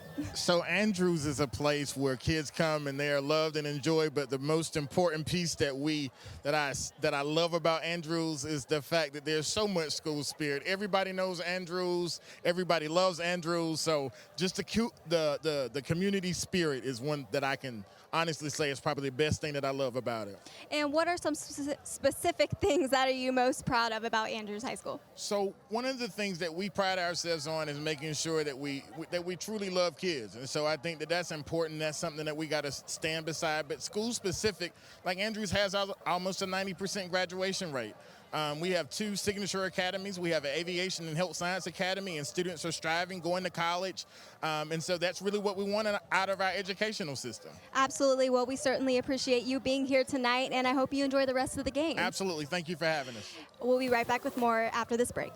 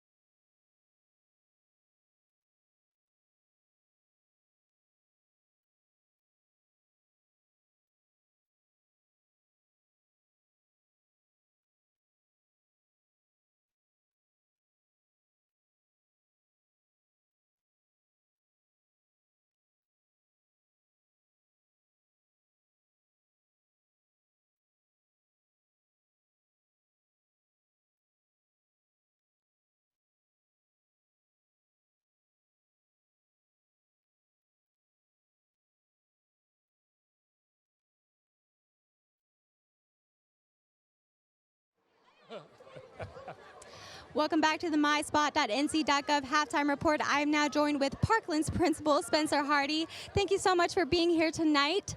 And I just want to ask you, how excited are you about the youth of these players on this team tonight? Yes, I'm very excited. We are young this year. We're kind of searching for identity on both sides of the ball, but I think our team is talented. I know we'll get there. Awesome. And how proud of this coaching staff are you tonight in ensuring that there was a season happening? Listen, we have a second-year coach, Derek Bryant. He's doing a great job. And not only that, but he's brought in other coaches to help him to get this team going, especially brought in experienced coaches like Dave Bohr, who has a lot of coaching experience. And we're excited that he brought back D. Bell, who won a state championship for Parkland years back. Awesome. And so Parkland is a magnet school. Can you talk a little bit about the IB program? So excited about an IB program. We've had IB for years, International Baccalaureate, high academic program for our kids to get them ready for college, career, anything, after school, after graduation.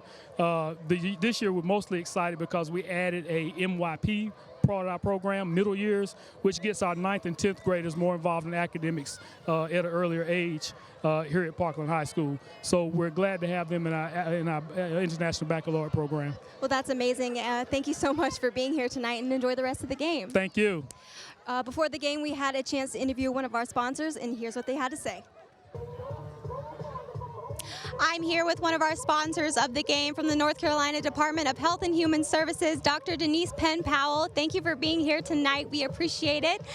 So can you just tell us a little bit about who you are and what your role is?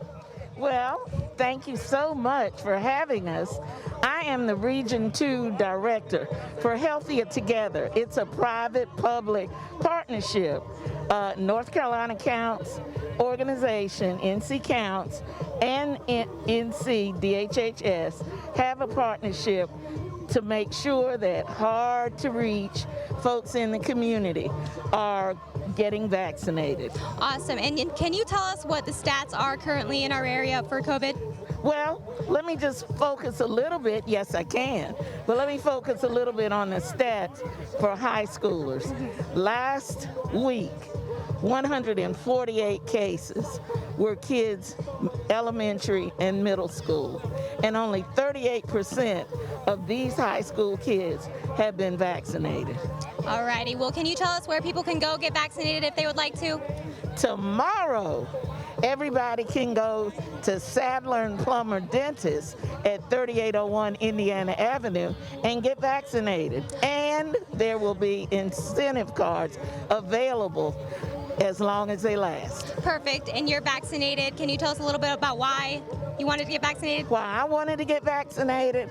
I have 5 grandchildren. And that was the most important reason to me. Well, we're certainly thankful you're here and for giving us all this information. And we'll be right back after this next break.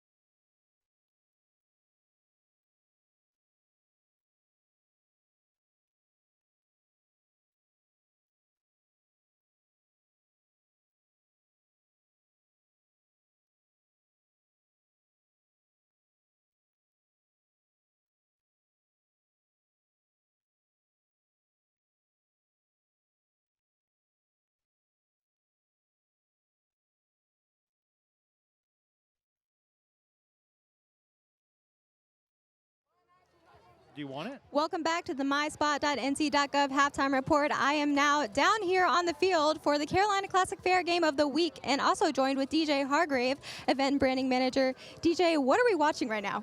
We're watching Spin the Wheel presented by the Carolina Classic Fair. We have 4 young ladies spinning the wheel right now, and at each of those places within the wheel is a number, and they each get a couple spins. At the end of it, we'll add all the numbers up, and the lucky winner will win a teddy bear on behalf of the Carolina Classic Fair. Awesome. And when is the Carolina Classic Fair and what can people expect? The Carolina Classic Fair is October 1st through the 10th. We're about 3 weeks away from today. Very excited about the fair. We have a lot of new things coming. Of course, our concert lineups. We have the Carolina Sports Zone coming this year to the fair, and just a lot of new rides, new food, and new attractions that the public are really excited about. And are there any new events in the fair that people can expect when they go? Concerts. Concerts are a big deal at the Carolina Classic Fair. We draw in thousands of people Monday, Tuesday, and Wednesday of the fair. Thanks to our radio partners for making those concerts possible. 97.1 QMG, WBFJ, and 93.1 The Wolf. We're really excited for those. All right, thank you so much, DJ, for being here. And Chris and Mark, back to you. Thanks. Nice looking bear down there. She spins the wheel and wins. Each week during the halftime of our Friday Night Rivals broadcast, we're going to be showcasing outstanding Thursday night lights and Friday Night Rivals game highlights from across the country. Let's take a look at some of the great highlights from last week's action.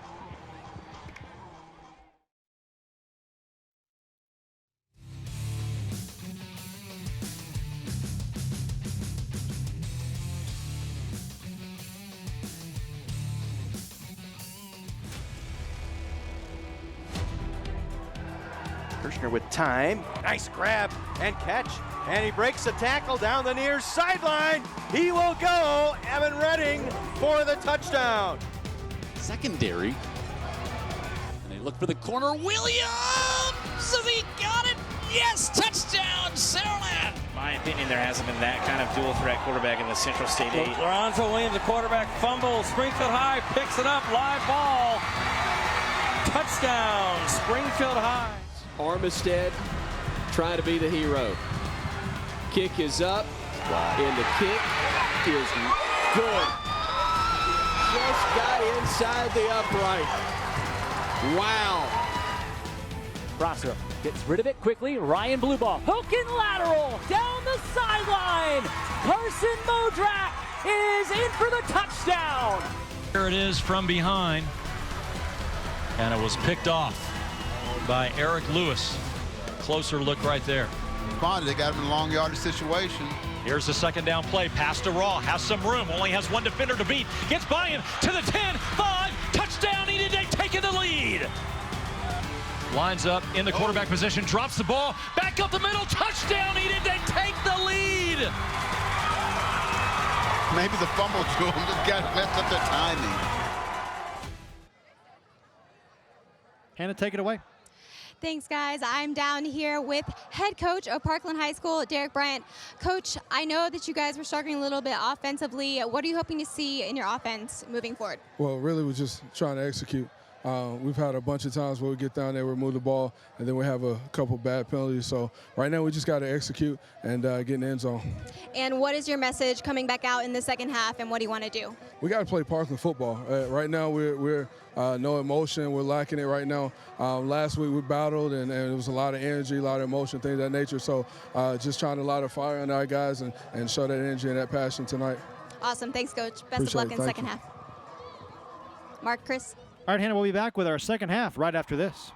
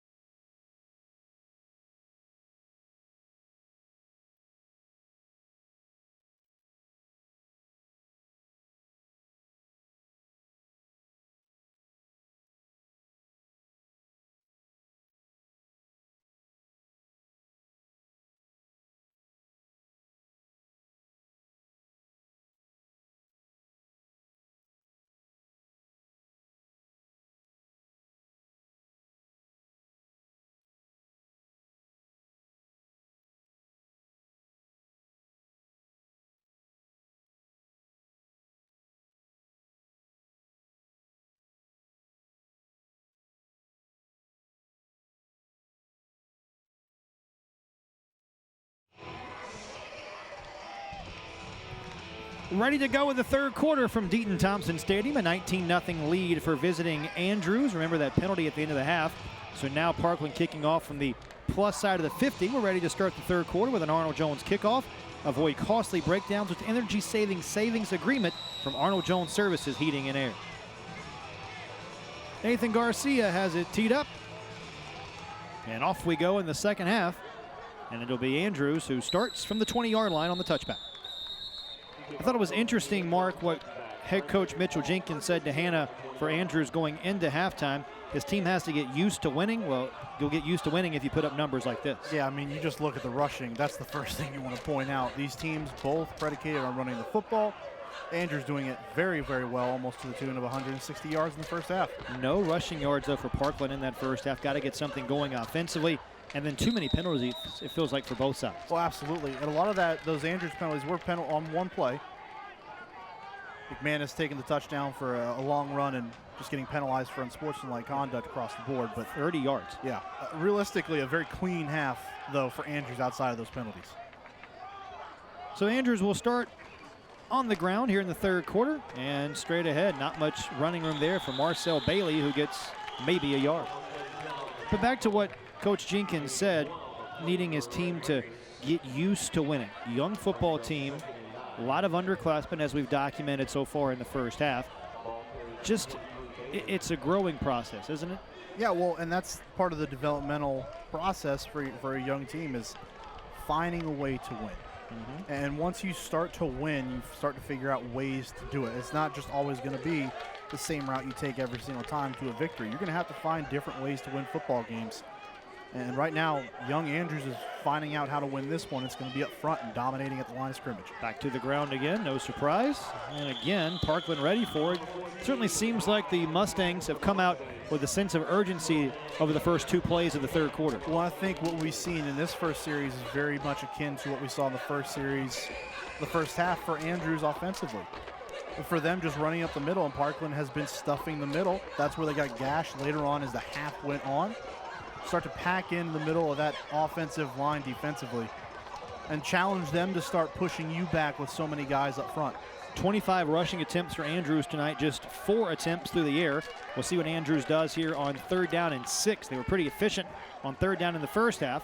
Time for Covington, and misses his intended target, trying to hit Marcel Bailey on an out route. And a 3-and-out perhaps forced by Parkland to open up the third period. Yeah, and you kind of saw some of what Andrews did in the first half there coming to fruition here in the second half, trusting in what Covington was able to do, but a little too much air underneath that football on the out route and brings up a 4th down. So good stand by this Parkland defense to start the half. Parkland, you would figure, should get pretty good field position here as Jamari Cobb, the deep man here. And Parkland's going to have to run some personnel off the field, and now they're going to have to call a timeout.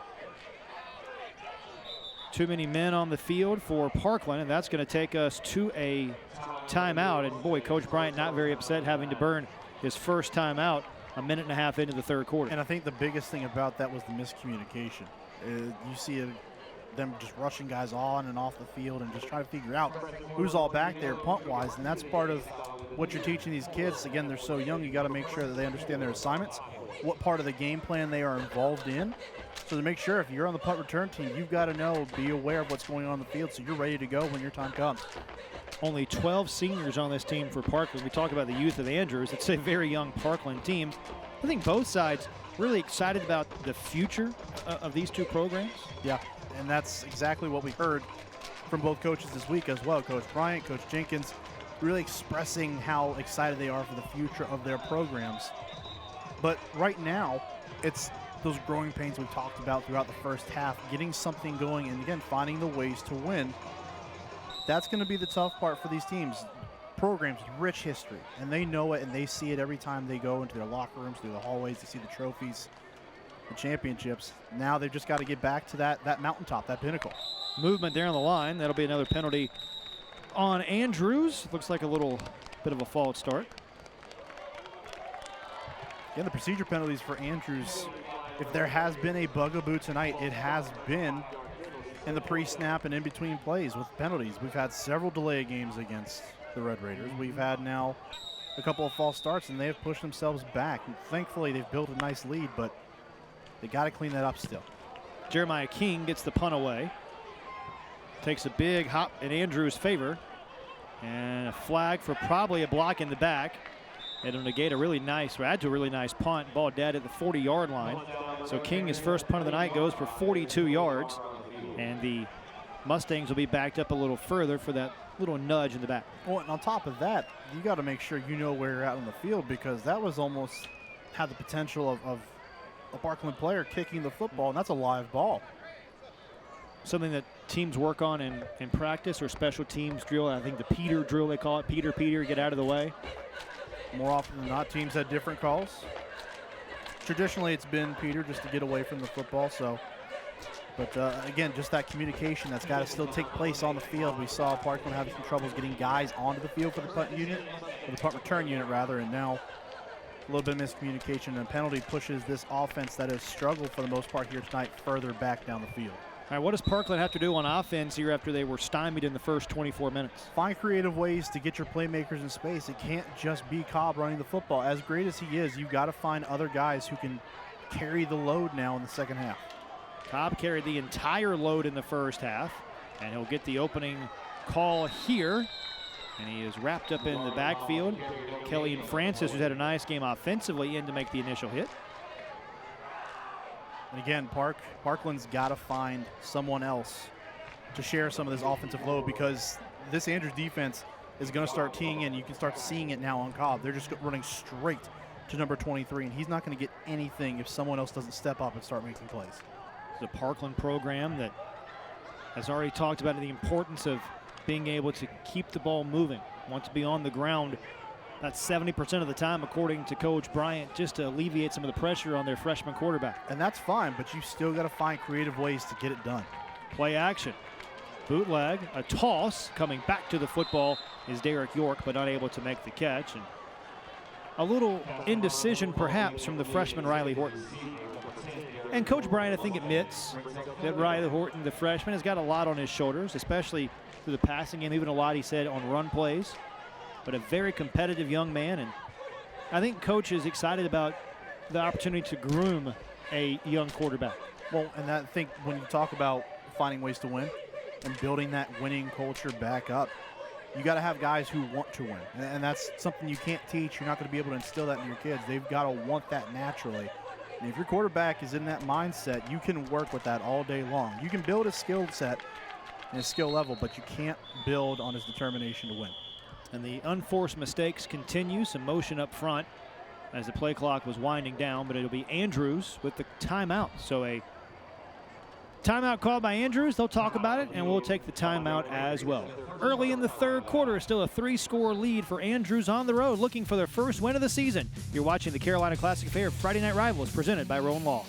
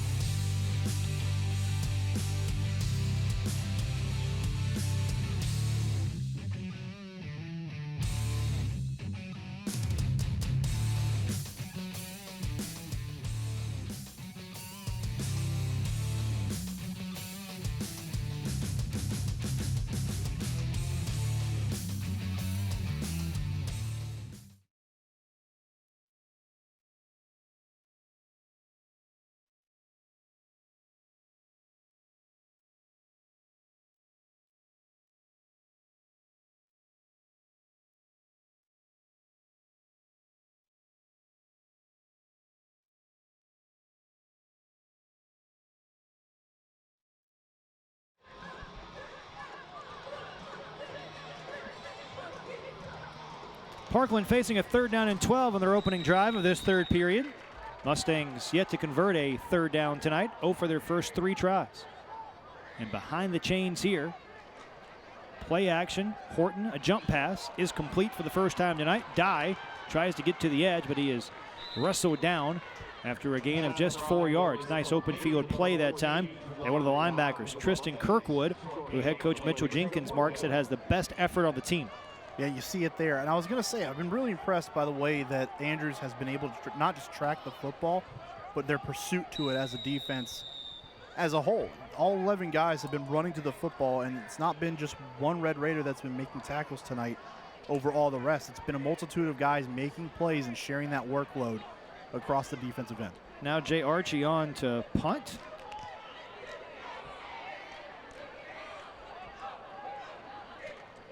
Pressure off the edge, gets off a nice booming kick and takes a huge Parkland bounce. And a nice punt for the Mustangs. A 36-yard punt. There was no return, and we'll see what Andrews does on their second offensive drive of the half. You can probably expect a little bit more of the same from what we've seen from this Andrews offense so far. Those big backs, including number 3, the quarterback Covington, working the middle of that defense, trying to exploit some weaknesses. Again, Coach Jenkins said he loved the matchups that they have with this secondary. They can still take those shots. We've already seen one shot with Francis convert for a touchdown in this one. I wouldn't be surprised to see another one maybe coming up here soon. They'll start from their own 36.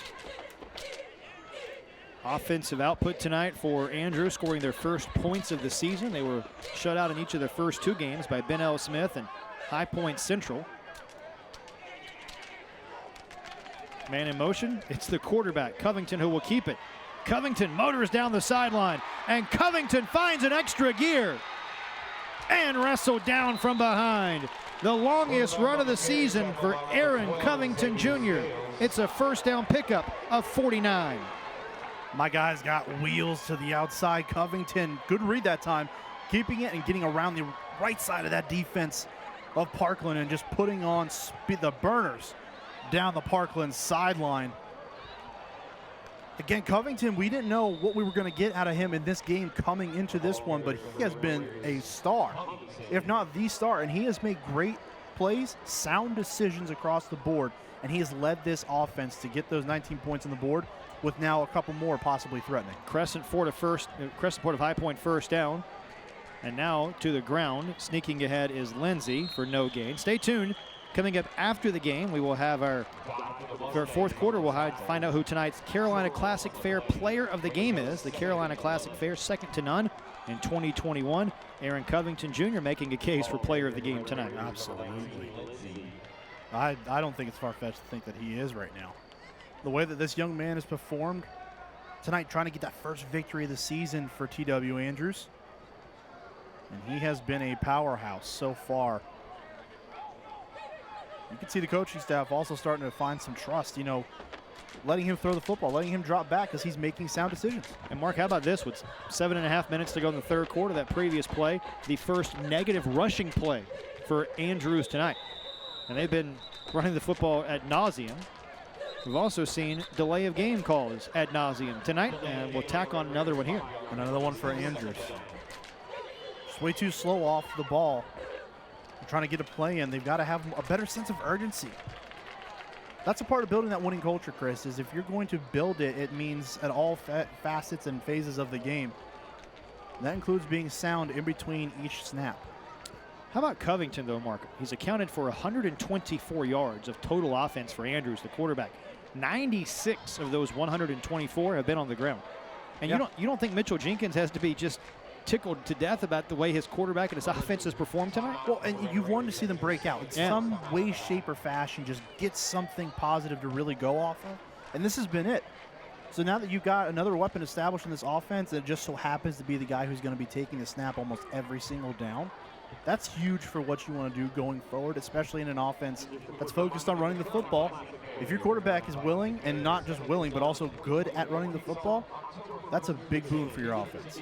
What's not been great, though, for Mitchell Jenkins here in the third quarter, having to use a pair of timeouts in the first 5 minutes of the third period. And I think that might be what they go back to this week. Again, in between your snaps, the delay of game, it's been 4 or 5 of them against Andrews. I mean, that's unbelievably high. I don't think I've ever seen 4 or 5 delay of game penalties in a game before.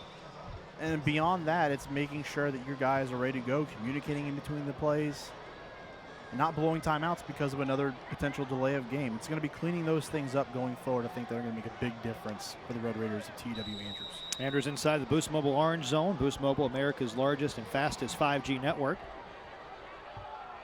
Orange, of course, a shade of red. Back to the ground. It's faked. Covington to the end zone and off the fingertips of the receiver. Nearly another touchdown through the air for TW Andrews. It was Travion McCollum, the intended target, the tight end. And I'll tell you what, Covington might want that one back. It wasn't a bad throw, but it could have been better. Just get some more air into that football. Let him just way too much on that one. McCollum couldn't catch up to it. If Covington just gets a little air under that ball and just leads McCollum a little bit further, that's an easy 6 on the board. Now 3rd down and 11. Andrews can achieve a first down at the 4-yard line. But they have to hurry here with the play clock already down to 5 seconds. And do not want to burn their last time out of the half. They just get this one away. Covington all day through the flats and 2 toll. Again, appeared like McCollum was the target. And now decision time for Mitchell Jenkins' offense. Again, a big body like McCollum out in space all by himself. Just get that ball out to him. And this time there was too much air on the throw from Covington. Just bring that thing down. It's going to be finding that consistency with the right arm of Covington. That's going to be, I think, important to achieving the next phase of what this offense can do. And even though Covington is a junior, remember, he was the starting quarterback last year, sure, but they only played 6 games last season. Not a lot for a young player to get a full load. And now, on to try the 30-yard field goal will be Mitchell Jenkins. And this one might be backed up a little more. It will be. Andrews a little late getting their special teams personnel on the field, and it'll result in another delay of game, and you wonder if that changes the strategy for the Red Raiders here.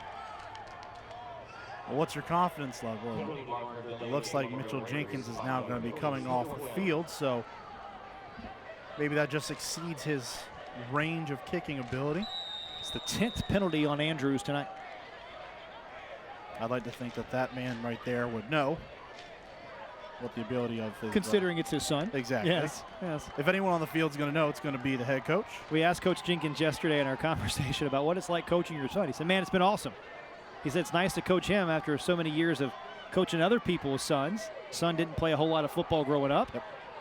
And now the play clock again winding down, and Andrews will have to call their last time out of the half with 7 minutes remaining in the 3rd quarter. And we will take the timeout too. 7 minutes to go, 3rd period. All Andrews here in the 3rd quarter, facing a 4th down and 16 from Deaton Thompson Stadium when you come back.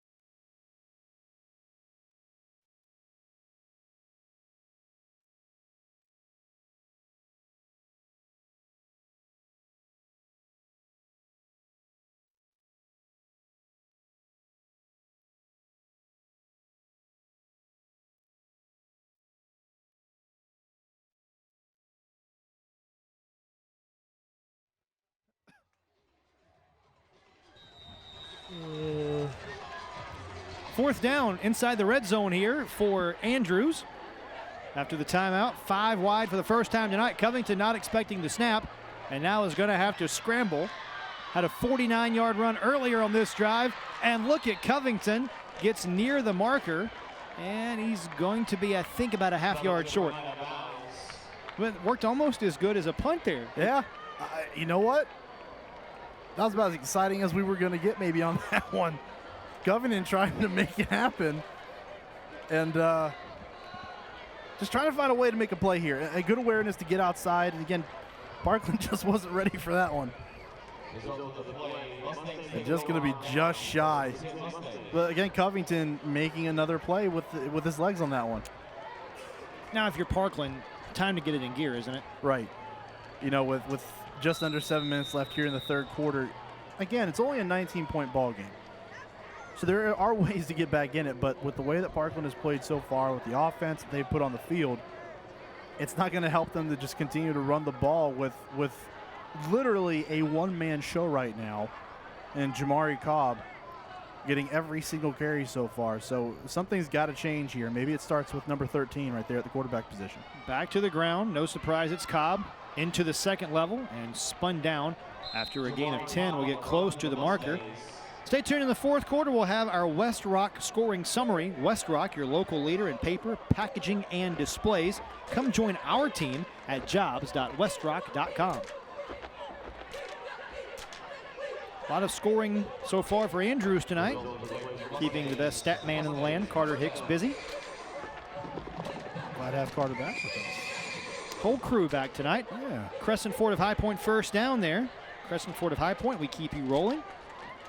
Back to the ground. It's Cobb again.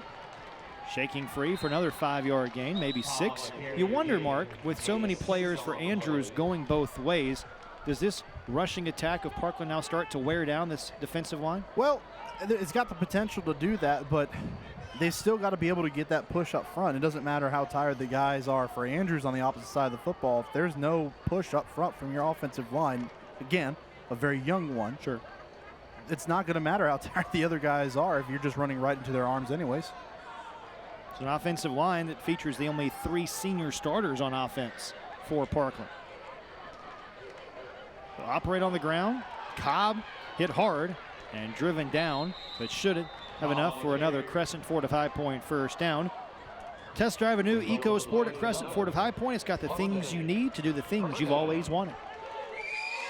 Things that this Parkland offense needs going forward. Again, Cobb can only do so much on his own. He's been fantastic in this game. If you just look at what he's done as a one-man show, essentially, and you can see he's even gassed. Last 3 runs have gone for 9 yards, 6 yards, and 7 yards. So chewing up some big real estate here, some movement up front. And that will be a 5-yard penalty on Andrews. And here's what you can't do. You can't allow this offense for Parkland to get back in this game and get rolling again. We saw them roll for a series or 2 in the first half and then just went away. Andrews took back over, took command up front. But now if you continue to give them yards, free yards at that with these penalties, along with the success they've had running the football in this drive, it's going to spell disaster. And maybe that two-way platoon team is finally starting to take that the wear and tear on them, Chris. Back to the ground, trying to snatch at the football there is Andrews, as Cobb got the carry. And they'll give him forward progress. Picks up 4, brings up second down and a yard. I will say you do have to be impressed with the way that Andrews has played, given the fact that they are platooning so many guys. And they're going both ways. See Francis making another tackle there. Key contributors on both sides of the ball are showing up here tonight, and the conditioning that this Andrews team had to go through to get to this point, I've been impressed so far. Young club, a roster that's maybe not as big as some of the other 2A schools, especially in their new conference. Cobb again gets the call. And Cobb will achieve another first down out across the 40-yard line. And now some jawing after the play. Some flags fly in. And boy, somebody really upset on that Andrews sideline, or on that Andrews side of things. And I believe that is McCollum, who has been the starting defensive end. That was the one that was the most upset. I believe the flag was on Parkland there as well. We'll see if we can take a look at a replay and maybe see what the fuss was all about. You can actually maybe see it here to the right side of the angle. You'll see McCollum get pushed down toward the backside of the screen, and then on the back end, number 53, you see him there, just taking a late shot. And the play, the whistle was still going, but just a little bit of a, just behind the play, not really necessary at that point. Maybe taking out some frustration, and McCollum on the receiving end of that one. So it is the unsportsmanlike call penalty on Parkland. 15-yard penalty. It's their 10th infraction of the night for 75 yards. And for a club that's down 3 scores, that is predicated on running the football, really can ill afford situations like this. Absolutely. You cannot continue to move backwards. And now, not just predicated on running the football, that's essentially all they can do to this point in this football game. No success through the air. Got to find something here. Play action for Horton. Steps outside the pocket. Now going to take off and run, and then scramble out of bounds after getting some of the penalty yardage back. It's a gain of 10. We'll bring up 3rd down and still very long. Coming up in the 4th quarter, we'll have tonight's Rowan Law play of the game. Rowan Law fights and has the results to prove it. That's the first rushing yards tonight for Parkland from anybody other than Jamari Cobb. That is wild. Comes with less than 4 minutes to go in the 3rd quarter. Right. Cobb has been the bell cow of this offense, not just tonight, but really all season long. Yeah, and I can appreciate, though, Horton's willingness to continue to look down the field, just get outside the pocket and keep his eyes downfield, try to find someone down the field. But at some point, you got to take off, get the yards that you can. Good decision there by the young freshman. 2nd and 15. Horton wants to throw again. Rolls out and gets another handful of yards. And for both teams, with both quarterbacks, it's baby steps. Yeah. Yep. Because they're both so young, right? I mean, well, Covington at least has some years under him. But still young as a junior in terms of experience. Yes, and Horton, I mean, he's just a baby. He's a freshman right now, so you're trying to get him going however you can, find some sort of comfort level for him. And for the success of Parkland going forward, it's going to be about integrating him more into the offense, allowing him to find his footing and his comfort zone going forward, because without that, without the quarterback position playing well, Jamari Cobb's just going to be a sitting duck. 3rd down and 10, and Cobb gets tripped up on his 18th carry of the night. He's rushed for now for 72 yards, but still a 4th down and long. He may want that one back. I think the turf monster might have got him here. You see him just gets tripped up and can't keep his footing. Takes that sliding knee into the turf, and man, he had some room to operate if he was able to get past there. Going forward on 4th down, late in the 3rd quarter. Feels like a necessary point in the game where they got to start taking shots. 0 for 1 on 4th downs tonight, and again, the hard count draws 5 free yards.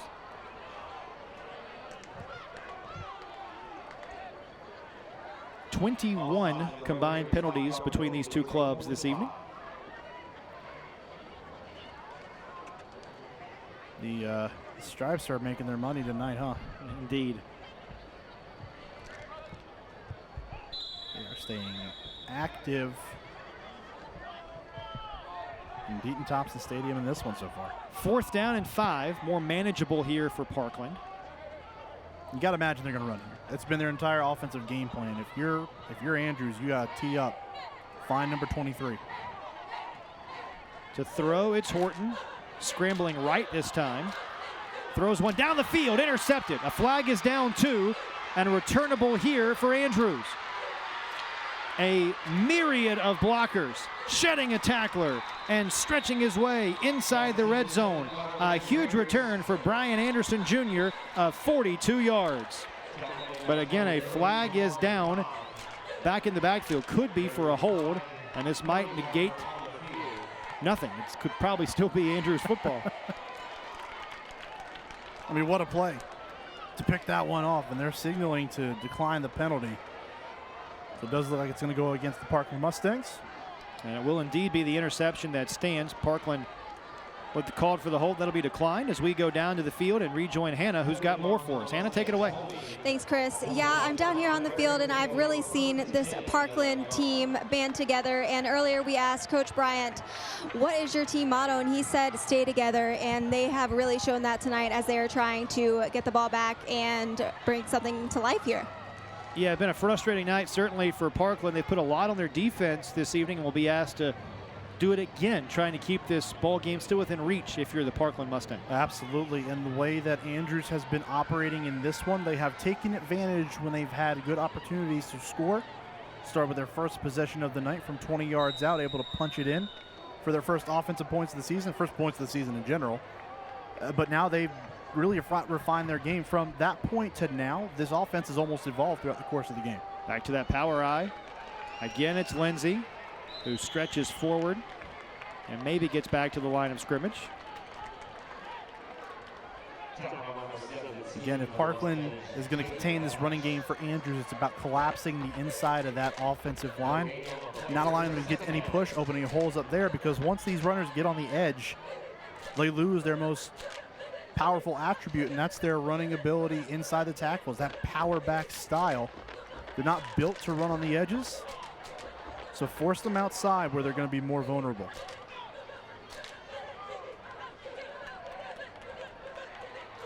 Man in motion, and it's Lindsey who again won the misdirection. Stopped for a loss of a yard, brings up 3rd down. And Parkland not fooled at all by that one, still getting a little chippy down there.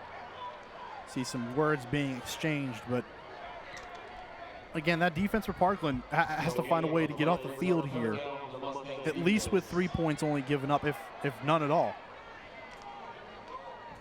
Dominic Williams, the defensive coordinator on the staff of this Parkland club when they won a state championship 20 years ago. It's a veteran coaching staff. No doubt Parkland's going to be back to prominence in short order. But a couple of young football teams with a future bright, and a flash of brightness there as Dye swarms to the football and throws the defender for a loss. Just knifing through that offensive front. An excellent play up front by Dye, coming down and making another tackle. As you get a look here, just slicing through. It's almost like he was in the backfield before the snap was even there. He was waiting for the handoff to get there on the jet sweep, and he was ready to make that tackle. An excellent play in space again by number 14, Dye. After converting their first 3 third downs of the night, Andrews has only converted 1 of their last 5 on 3rd down. So it shows you how much better this Parkland team has been of getting off the field, and maybe some movement there from the end of that offensive line. It's going to cost 5 yards. For all the pre-snap penalties we've seen tonight, that may be the first false start for Andrews. So for all those penalties that they've had, they have not had a false start yet to this point, I believe. But again, doesn't really help you out a whole lot when you're looking to pick up a 1st down. You need to get to the 1. More than likely, you would assume that they may be taking a shot to the end zone here. Covington has shown the ability to throw the football. Yep. Already has 1 touchdown pass, his first of the season. Will throw, pressure at his face, now forced to scramble, and flips that one that's incomplete. Trying to make the shoestring catch was Sam Adder, the junior, but a turnover on downs, and we'll see what Parkland has in store for the final 5 seconds of the 3rd period. And again, Dye was coming off the edge that time, off the backside of that play, forcing Covington to roll out and forces the bad throw down the field. So Dye making his presence felt on that defensive possession, and just like that, Parkland gets out unscathed. No harm, no foul, just better, or your field position is obviously worse than where you were on the last offensive drive. But this, as we've talked about, an offense that loves to run the football. Both teams love to run the football. You're down 3 touchdowns if you're Parkland. When do you have to start thinking about trying to go to the air a little bit more, Mark? Now would probably be a good time to do that. You saw that in the last drive too, them wanting to throw the ball a little bit more, get the ball out of. Cobb shimmying free and picks up another Crescent Ford of High Point 1st down as the 3rd quarter clock evaporates. So Parkland able to hang in, and we'll head to the final 12 minutes at Deaton-Thompson Stadium. Andrews searching for their first win of the season. It's Parkland trying to get it going in a 4th quarter comeback, and we'll have it all for you right after this on our Carolina Classic Fair Friday Night Rivals.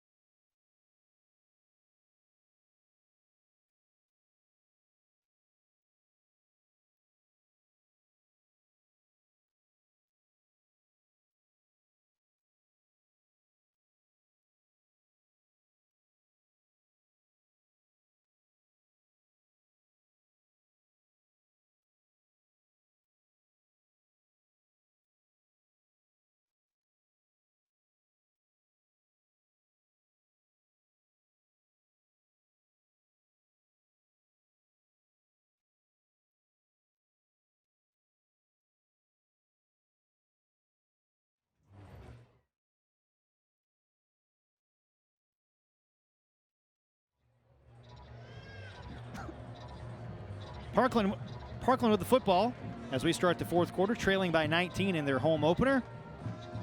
And we'll see what the strategy is here for the Mustangs, Mark, as they start the final period. Well, it's going to have to be through the air. We've seen them try to do whatever they can with Jamari Cobb on the ground here tonight. He's been effective despite the defense for Andrews starting to really key in on him and make sure that they are getting to number 23 as quickly as possible, because he has obviously been the catalyst for this offense to this point. There has been one, but they're gonna have to start really flexing their muscle through the air if they can. And Horton's gonna have to grow up here in this final quarter if they have any dreams of a 19-point comeback here in the fourth. Last season for Parkland, a little different, of course, for everybody playing in the spring and then getting ready for the fall campaign. But an 0-6 year for the Mustangs, first losing season since 2015. This is a group that is just 3 years removed from an 11-2 campaign where they lost in the second round of the playoffs. And with some of the young talent that Parkland has, certainly feel like it's a team that in a year or so could be back on the cusp of contending deep in the playoffs. Andrews in the same boat, with a lot of youngsters for the Red Raiders, and they're showing some of their youthful exuberance tonight with a 19-point lead. And that's been kind of the nice thing that we've seen out of this ball game so far. A fumble, Cobb picks it up and now tries to reverse field and drags a man with him and gains 2. But to see a lot of these players that are, again, so young coming out here and trying to put their name on this game, you've seen the flashes. Again, on both sides, you've seen players make flashy plays, and you see the potential that's there for both squads. Two schools that have rich traditions, programs that have had success, a lot of it in the past, and they know what it takes to get there. They just have to rediscover that ability to win games. 2nd and 8. Cluck not the ally of Parkland here as we start the fourth quarter. Cobb trying to break one. Side steps 2 defenders and finally driven to the turf. Alec McDougald, the junior defensive end, up to make the stop. If nothing else, Cobb, not a big guy. And we can see that on the screen here. Not a big guy at all, but he plays about double his size with the effort that he has. Great job here breaking tackles and getting upfield and just continuing to work his way down the field and keep plays going. It looks like he might actually have been a little shaken up on the back end of that play as well. Did achieve the first down. It's another Crescent Ford of High Point first down. Crescent Ford of High Point, we keep you rolling. But you can just kind of tell that he is gassed. I mean, he is tired. He continues to go out there. You got to give him credit. Has carried the football 21 times tonight. This is number 22 for number 23, and he's across midfield and still slow to get up. And it looks like they will indeed give Cobb a blow here. No, maybe not. Going to tote him back out there. Nope, they will indeed give him a moment to rest. Kawan West will check in for this second down play. You kind of see here another effective run by Cobb, but maybe just gets kind of rolled up on the back end. Yeah, you saw it there. Maybe that ankle, that left ankle may have been rolled up on as he was being drugged down out of bounds. Nothing dirty, just a football play. 19-point lead for Andrews. They built their 19-point advantage on the first half, a scoreless third period. And now a little change of pace here as West gets the call and should get another first down. We talked with Derek Bryant, the head coach of Parkland, earlier this week and asked about the culture. He said, the culture is everything. It really feels like there's great leadership everywhere around this school, from the principal to the assistant principals, the athletic director. And the one thing that they really preached as a coaching staff to their football team after that spring season was change in every aspect of the program. And the kids really seemed to buy in on that change that Parkland wanted to have. Right, absolutely. And you got to give them credit, because we can talk about all the stuff that we want to about what goes on the field, how you get this team to mature in between the lines. But when you're outside of that and you're continuing to groom these young men, to continue to grow and have them be role models going forward and be people that you are proud to have as a part of your community. These are the individuals outside the lines, your principals, your teachers, your coaches, that are going to really help shape these young men to what you want them to be. Another chance for West. And he is driven to the turf at the 40-yard line, a gain of 4, but a nice open field tackle that time by Brian Anderson Jr. Solid stop by Anderson Jr. on that one, just coming across the formation and making a hit. You see West get upfield, good job making some moves, but ran into a stone wall that time. Long drive here for Parkland, started at the end of the third quarter, have chewed almost 3 minutes off of this fourth quarter clock. And they're driving, they are doing what we expect them to do, running the football, but they are finding some success. Again, getting outside and not running into the teeth of that Andrews defense is where they are getting their yards. On the end around, opportunity for Jackson Mono, whose name we have not called tonight. He'll get close to the marker. You know, Mono is a really interesting story. He is the team captain for this Parkland club, the only team captain elected, all-conference player. And he started playing football, Mark, in the 9th grade. That's when he started playing tackle football, and now has some interest as he gets ready to head to college next year. It's God-given ability for some of these guys. And that's one of the things that Coach Bryant said, was so glad that he was able to play a fall season to get some film for some of these players that have a chance to go play at the next level. Cobb back in there, gets the call here, and is drugged down near the marker. I don't think we talk about that enough. You know, COVID set so many things back, including the recruiting process as you look big picture for collegiate football. And you hope that some of these kids like Cobb, like Mono, get an opportunity to go play at the next level. Well, and that was, as you were bringing it up, partner, the unfortunate part about what COVID brought to the table. And it ended a lot of athlete seasons, maybe not in the fall for football, because it was past that point, of course, whenever everything started going down over here for us in the States. But it still ended so many careers on unfinished notes. They weren't able to find that what's the word I'm looking for here? Closure? Yes. The closure that they may have been looking for to wrap up their careers, but you giving guys a chance here, still get scouted, and you got to just find ways for them to get opportunities. And for a guy who just started playing in 9th grade to be getting looks at college, you can tell that the athletic ability is there to play at the next level. Let's take a look now at tonight's Carolina Classic Fair play of the game. The Carolina Classic Fair, second to none in 2021, and it's this touchdown toss, the first of the season for Aaron Covington Jr. As on a 4th down, he makes the connection with Keelan Francis. Again, talked about how Coach Jenkins said he felt like they had a good matchup out wide against these defensive backs at Parkland. Took advantage of it there.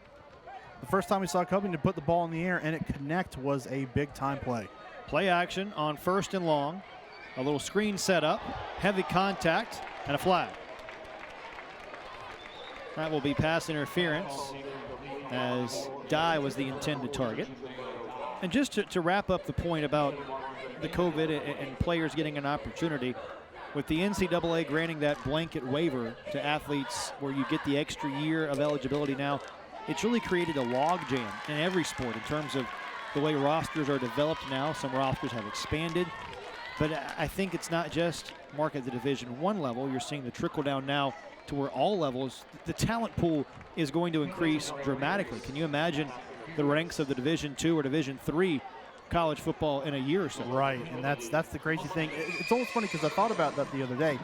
You got all these kids who have an extra year of eligibility. It's almost like last year never happened in the college ranks for eligibility purposes. So, like you said, log jams may end up happening. You're going to have, I think, a lot of movement at that level between schools, players going to different places just to find opportunities to play because there's so many people at that level.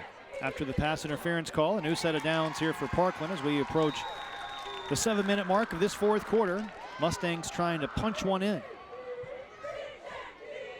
A drive that is approaching 5 minutes long. Cobb reverses field and is brought down inside the 20. Once again, Parkland inside the Boost Mobile orange zone. Boost Mobile, America's largest and fastest 5G network. A gain of 4. Second down and medium. That had to be the longest 4-yard gain I've seen in a while. But Cobb, we've seen him getting shaken up. He's taken almost every single carry tonight, and now you see he's still weaving in and out of that defense, almost dragging players with him by the seat of his pants. And still making plays for this Parkland offense. If you want to talk about effort and you want to show an example of it, you could start with Jamari Cobb. just put a picture of him up on the wall and say this is what effort looks like, because he has been not just the bell cow for this offense tonight, he has been everything for this offense tonight. Getting some interest at the next level, and rightfully so. Play action for Horton. Going to float one to the end zone in double coverage, and incomplete. There is a flag. Delay pass interference. Remember, there is no uncatchable in high school football. It's a little too rough on the back end of that pass. It would have sailed out of bounds, presumably. Trying to take a shot down the field that time. Horton, another one for the end zone and just out of the reach. But again, Chris, nothing is uncatchable in high school. You got to still make sure you're not contacting the receiver down the field, and that's an easy flag for this officiating crew to throw. Been a lot of flags for this officiating crew to toss tonight. Some of them maybe not exactly warranted. Been a really cleanly and very well officiated game tonight. You see the pass interference here. He may have had a shot at that one, actually. 200, second look.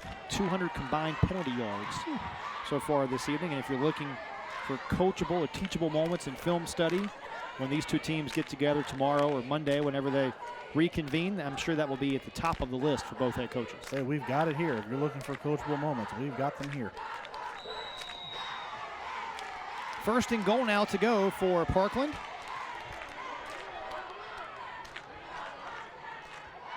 Cobb again, lowers his head for a couple of yards. Brings up second down and goal after a pickup of 2. But now as the clock dwindles to the halfway point in your Andrews, still not out of the woods, but have to feel really good about the way both sides have played, but in particular this defensive unit that has taken the field for the Red Raiders. You do, and I think for Coach Jenkins, you do have to feel good, but you have to make sure that your defense understands we're not done yet. There's still just under 6 minutes left. We have to finish this ball game. Cobb for 2 more, brings up third and goal. Because, yeah, a win is nice, but for a young team like this, if you pitch a shutout, that's huge. You can go back to that and say, guys, we know what we're capable of. We didn't allow a team to score any points on us at some point this year. You want to maintain that. It's about finishing the games. That's part of winning games is what they're always talking about. Well, he told Hannah at the end of the half, this team and this group has to get used to winning. They have to learn how to win. Yep. I mean, it's a team that went 2-3 in the spring, but a lot of these players weren't even on the roster for Andrews. Yep. Some of them were still perhaps in middle school or getting ready to make their way to Andrews to begin their high school careers. It's just about finishing the football game now. If you want to preserve this shutout, it's going to require now a goal line stand. Third and goal. Horton trying to get to the edge, finds a seam and finds pay dirt. It's the first touchdown of the season for Horton. And Horton, here's a touchdown for the Mustangs. Great decision by the youngster there. Pull the ball down, gets outside the pocket, and just decides to take it in himself. Don't force that ball into the end zone if you don't have to. Make a play in your own right. Get the touchdown with your feet, and finally Parkland breaks through with just over 5 minutes left in this ball game. A Sunbelt Rentals touchdown. Sunbelt Rentals offering rental locations across the Triad to quickly deliver ready-to-work equipment when and wherever you need it. Play clock dwindling. Parkland going to go for 2 here. They split the field. 2 on the play clock. Horton rolls right, hoists one toward the end zone, and batted down. 2-point conversion is unsuccessful, but Parkland is successful in getting on the scoreboard. So the Mustangs gallop down the field and pull to within a couple of scores. Don't go anywhere. We've still got a lot of football to be played at Deaton-Thompson Stadium. Andrews with the football. When you come back, you're watching the Carolina Classic Fair Friday Night Rivals presented by Rowan Law.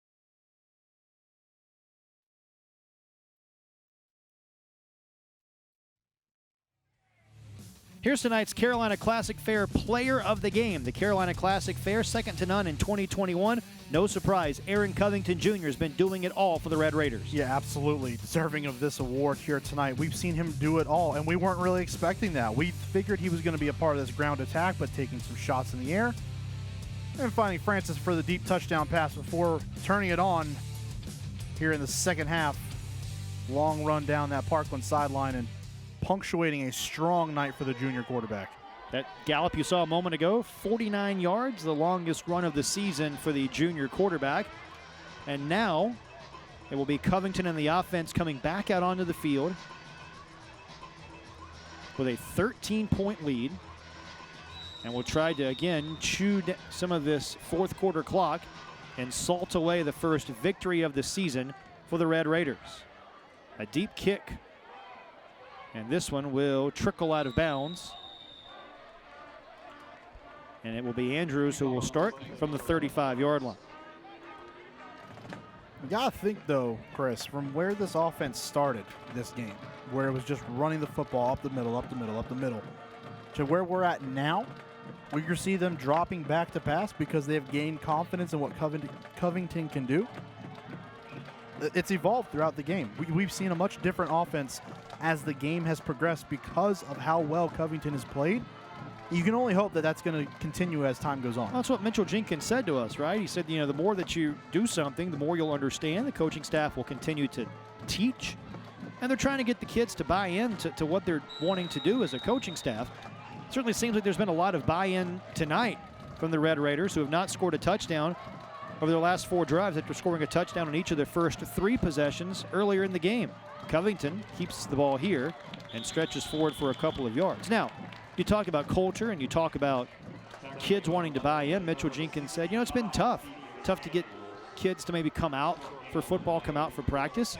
COVID a reason why, some of the health and safety protocols that have been put in place. But hopefully as we get toward the backside of the pandemic, we'll start to see this Andrew roster starting to reflourish. And listen, it's with the realignment that just took place, it's a tough draw for Andrews. I mean, they're going to open up conference play next week at home, great, but you get Reidsville. Yeah. The football capital, the self-appointed football capital of North Carolina. Well, I guess they're not the self-appointed. The General Assembly did appoint them the state capital. Right. There was a bill that passed.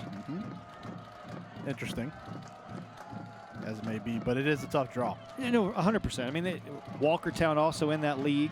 Reidsville, who has won multiple state championships. But the General Assembly appointing the Reidsville Rams the football capital of North Carolina. That is their Twitter handle. We have to remember, it's also not what you're selling for these kids to come back, and it's not just going to be COVID. If people see you starting to win, whether you like it or not, people will start to say, hey, maybe I want to get in on that. You may just start to draw more bodies and better players to your program. It's going to start with a win like this tonight if they can seal the deal. After the penalty, back to the ground, and a loss of 3 that time. Will bring up 3rd down. Certainly not the drive that Andrews wants here, and you wonder with less than 4 minutes to go, is it perhaps a little too late? Potentially, but I'll tell you what, for Parkland, Dye has been all over the field here in the second half, especially defensively. He has been in on almost every single tackle. And now Parkland calling a timeout here on 3rd down and 14. And we'll take a timeout as they take the timeout as well. It'll be a 3rd down and 14 for Andrews when we come back to Deaton-Thompson Stadium. Stay with us. More football straight ahead.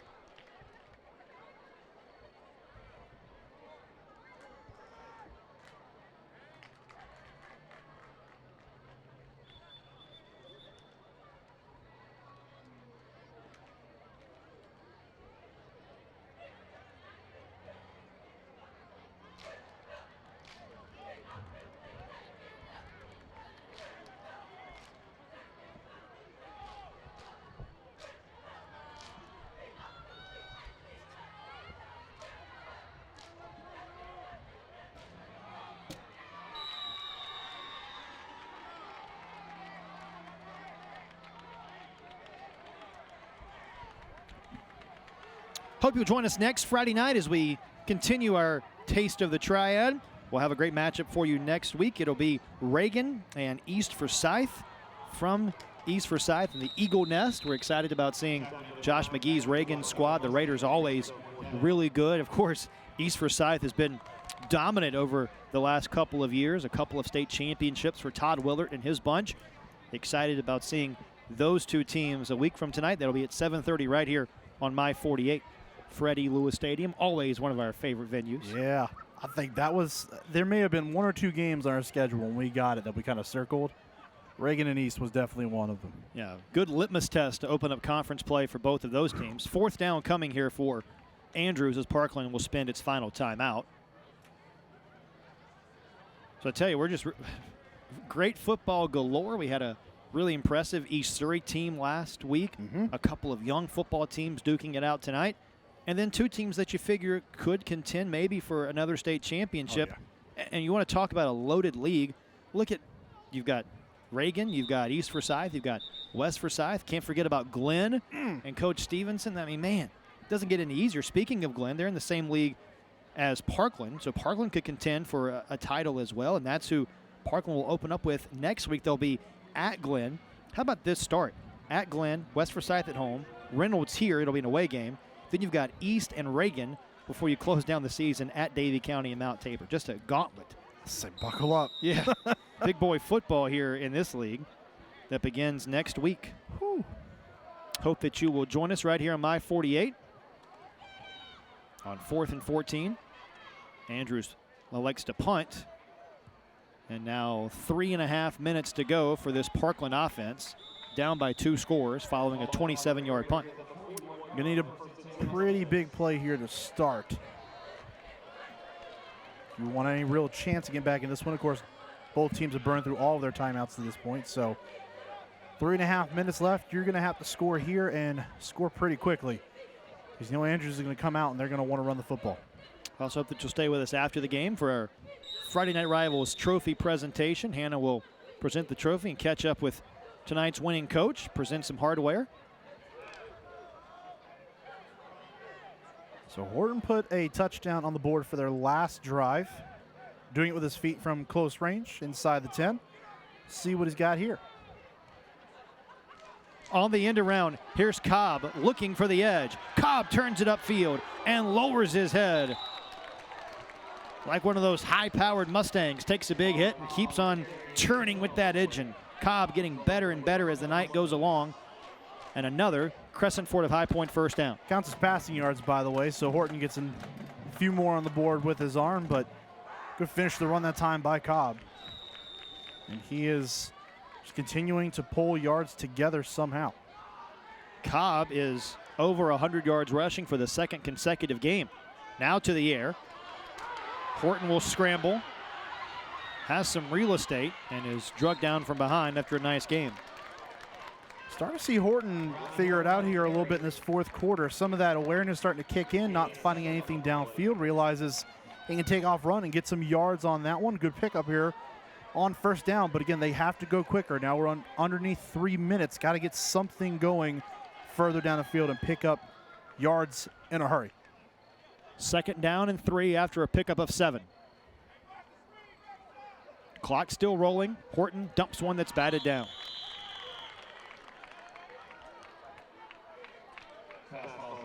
Good job getting up in the passing lane, knocking that one down. Got to stay aware. Of course, you know Parkland's going to go to the air here to conserve time. And the incomplete pass, of course, stops the clock with 2:33 left. So they're going to go to the air here. You just got to make sure that defensive front, get your hands up. It may not even be about applying pressure right now, just making sure you're staying within those passing lanes. If you can knock a ball down, do that. Parkland 0 for 5 on 3rd downs tonight. Horton hoists one. Catch made. Sidestepping a defender is Jay Archie. Still on his feet, and he is out of bounds after another first down. First catch of the night, 3rd of the season for Archie. And 2 sets of ankles sitting somewhere on the field that time. What a couple of moves on the back end of that. Good roll at that time. Nice accurate throw down the field, and just watch him work. 1, 2. and works his way upfield, and most importantly, gets out of bounds and stops the clock. Parkland out of timeouts, down 13, trying to engineer a comeback in the last 2.5 minutes. Back to the ground. This is Cobb again, who achieves another first down, and it's inside the Boost Mobile Orange zone now. Again, another way to move that football. Cobb's been effective doing it so far. Another rush that time, and again, gets out of bounds and stops that clock. For a moment, just to move the chains, the officials did say he was tackled in bounds. So now we approach the final 2 minutes of the half. And Parkland trying to punch one in. Boy, you feel like if they can get one in the next 30, 40 seconds. Not over yet for the Mustangs. Not at all. No timeouts. Less than 2 minutes now. Horton, the freshman quarterback, fumbles the ball. It's still loose. And I believe it was Horton that fell on it. He did. Clock stops now with 105 seconds left. There's a flag down at the line of scrimmage.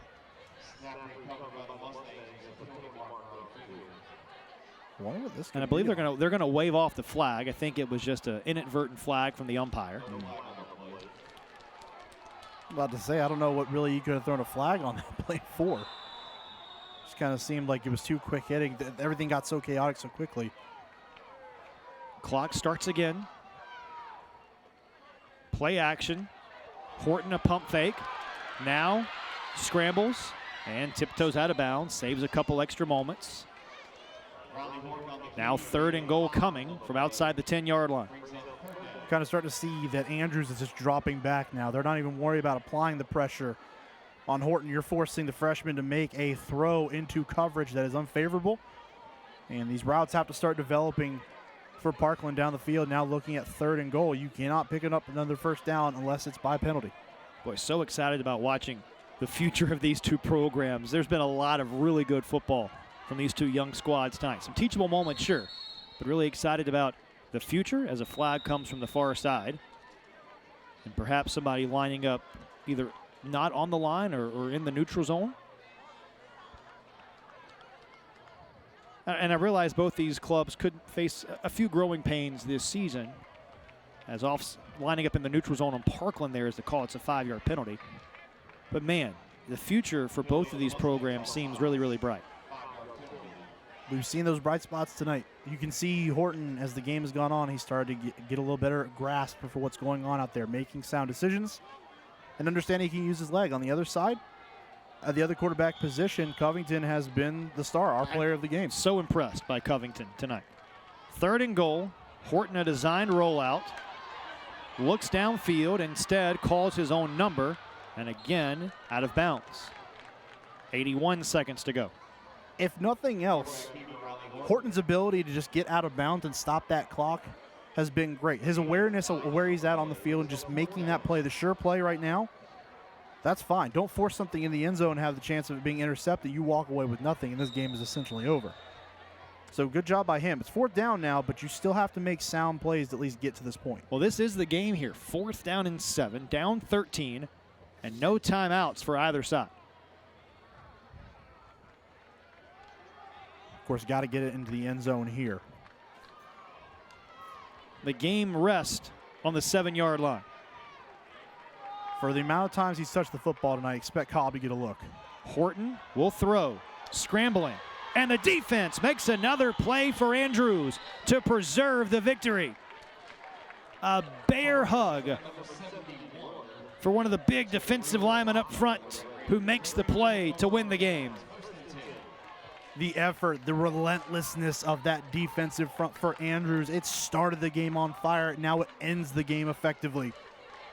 For the Red Raiders, just getting pursuit from the backside. Horton had nowhere to go. He couldn't get rid of the football on time. And just as the game started, with pressure from that defensive front, it ends because of that defensive front. A stand by the Red Raiders of T.W. Andrews. Well, the Andrews could go knee down twice here and win the game. There's no timeouts left for Parkland. And we'll see how Mitchell Jenkins wants to play it here, as the Red Raiders will pick up their first victory of the season. And now perhaps a sense of belief for Andrews going into that game against Reidsville next week.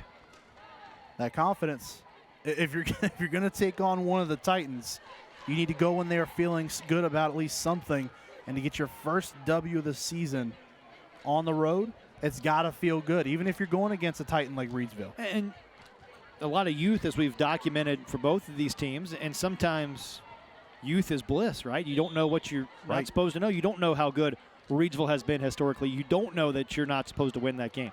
You don't know what you don't know, and maybe Andrews will know the taste of victory 2 weeks in a row. Now, Parkland, of course, will find a tough slate, as we mentioned, in the conference next week that begins at Glenn, but certainly a lot of things to build on for Parkland as they get back to practice next week. Again, so many coachable moments on both sides for both of these young squads.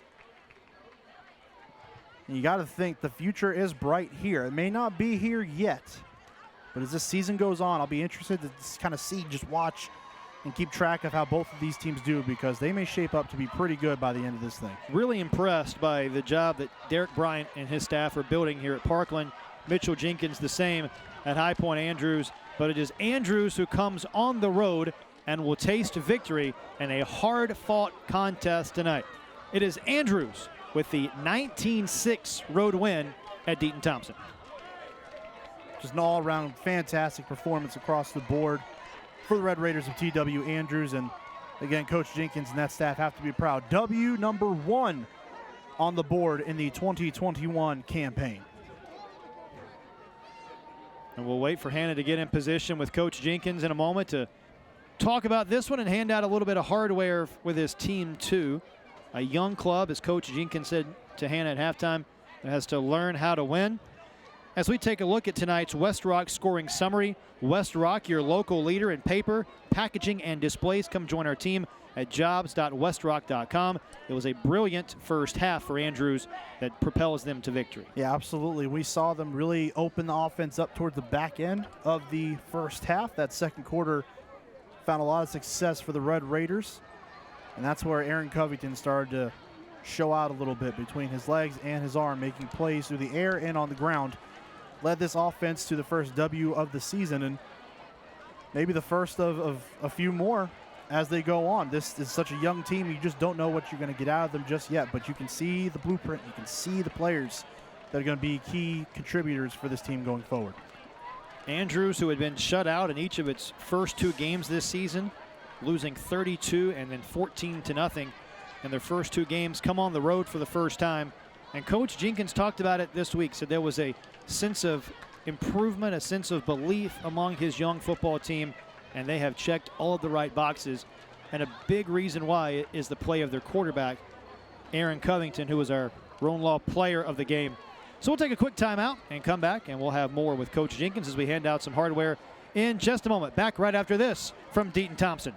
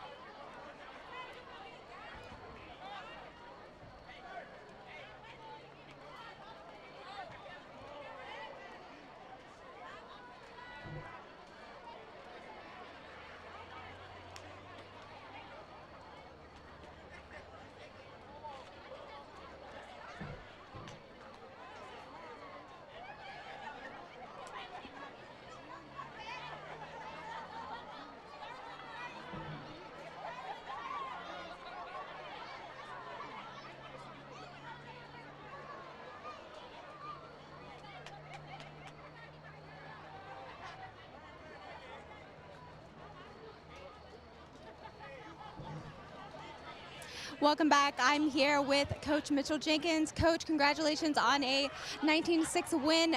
What are some of your takeaways from tonight's game? I know your offense did a great job of running the ball up the field. How proud of these guys are you? I'm very proud of them. We got a lot of work to do. We got to get back and get some conditioning in and just keep grinding. We got a long season ahead of us, and we're going to keep working and keep our guys getting some conditioning in. We got a long way to go. Absolutely. And this being your first win of the season, how excited are you, and what is the level of intensity you're going to bring next week?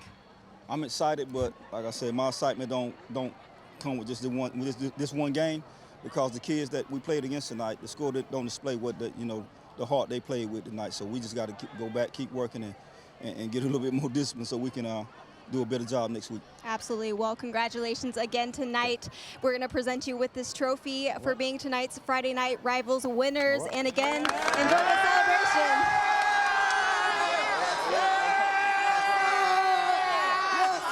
Back to you, Chris. A proud program, Hannah, that has won 9 state championships in its history.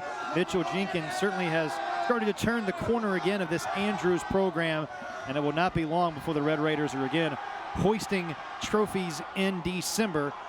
A great win to build upon for this High Point Andrews club as we take a look at our post-game stats. And no surprise here, it was the ground attack and enough of a passing attack for Andrews to get the job done. Yeah, absolutely. And they just did so well in the first half that they almost kind of cruised in the second half. But again, coaching points for both squads this week, penalties, 16 and 12 apiece. Yeah.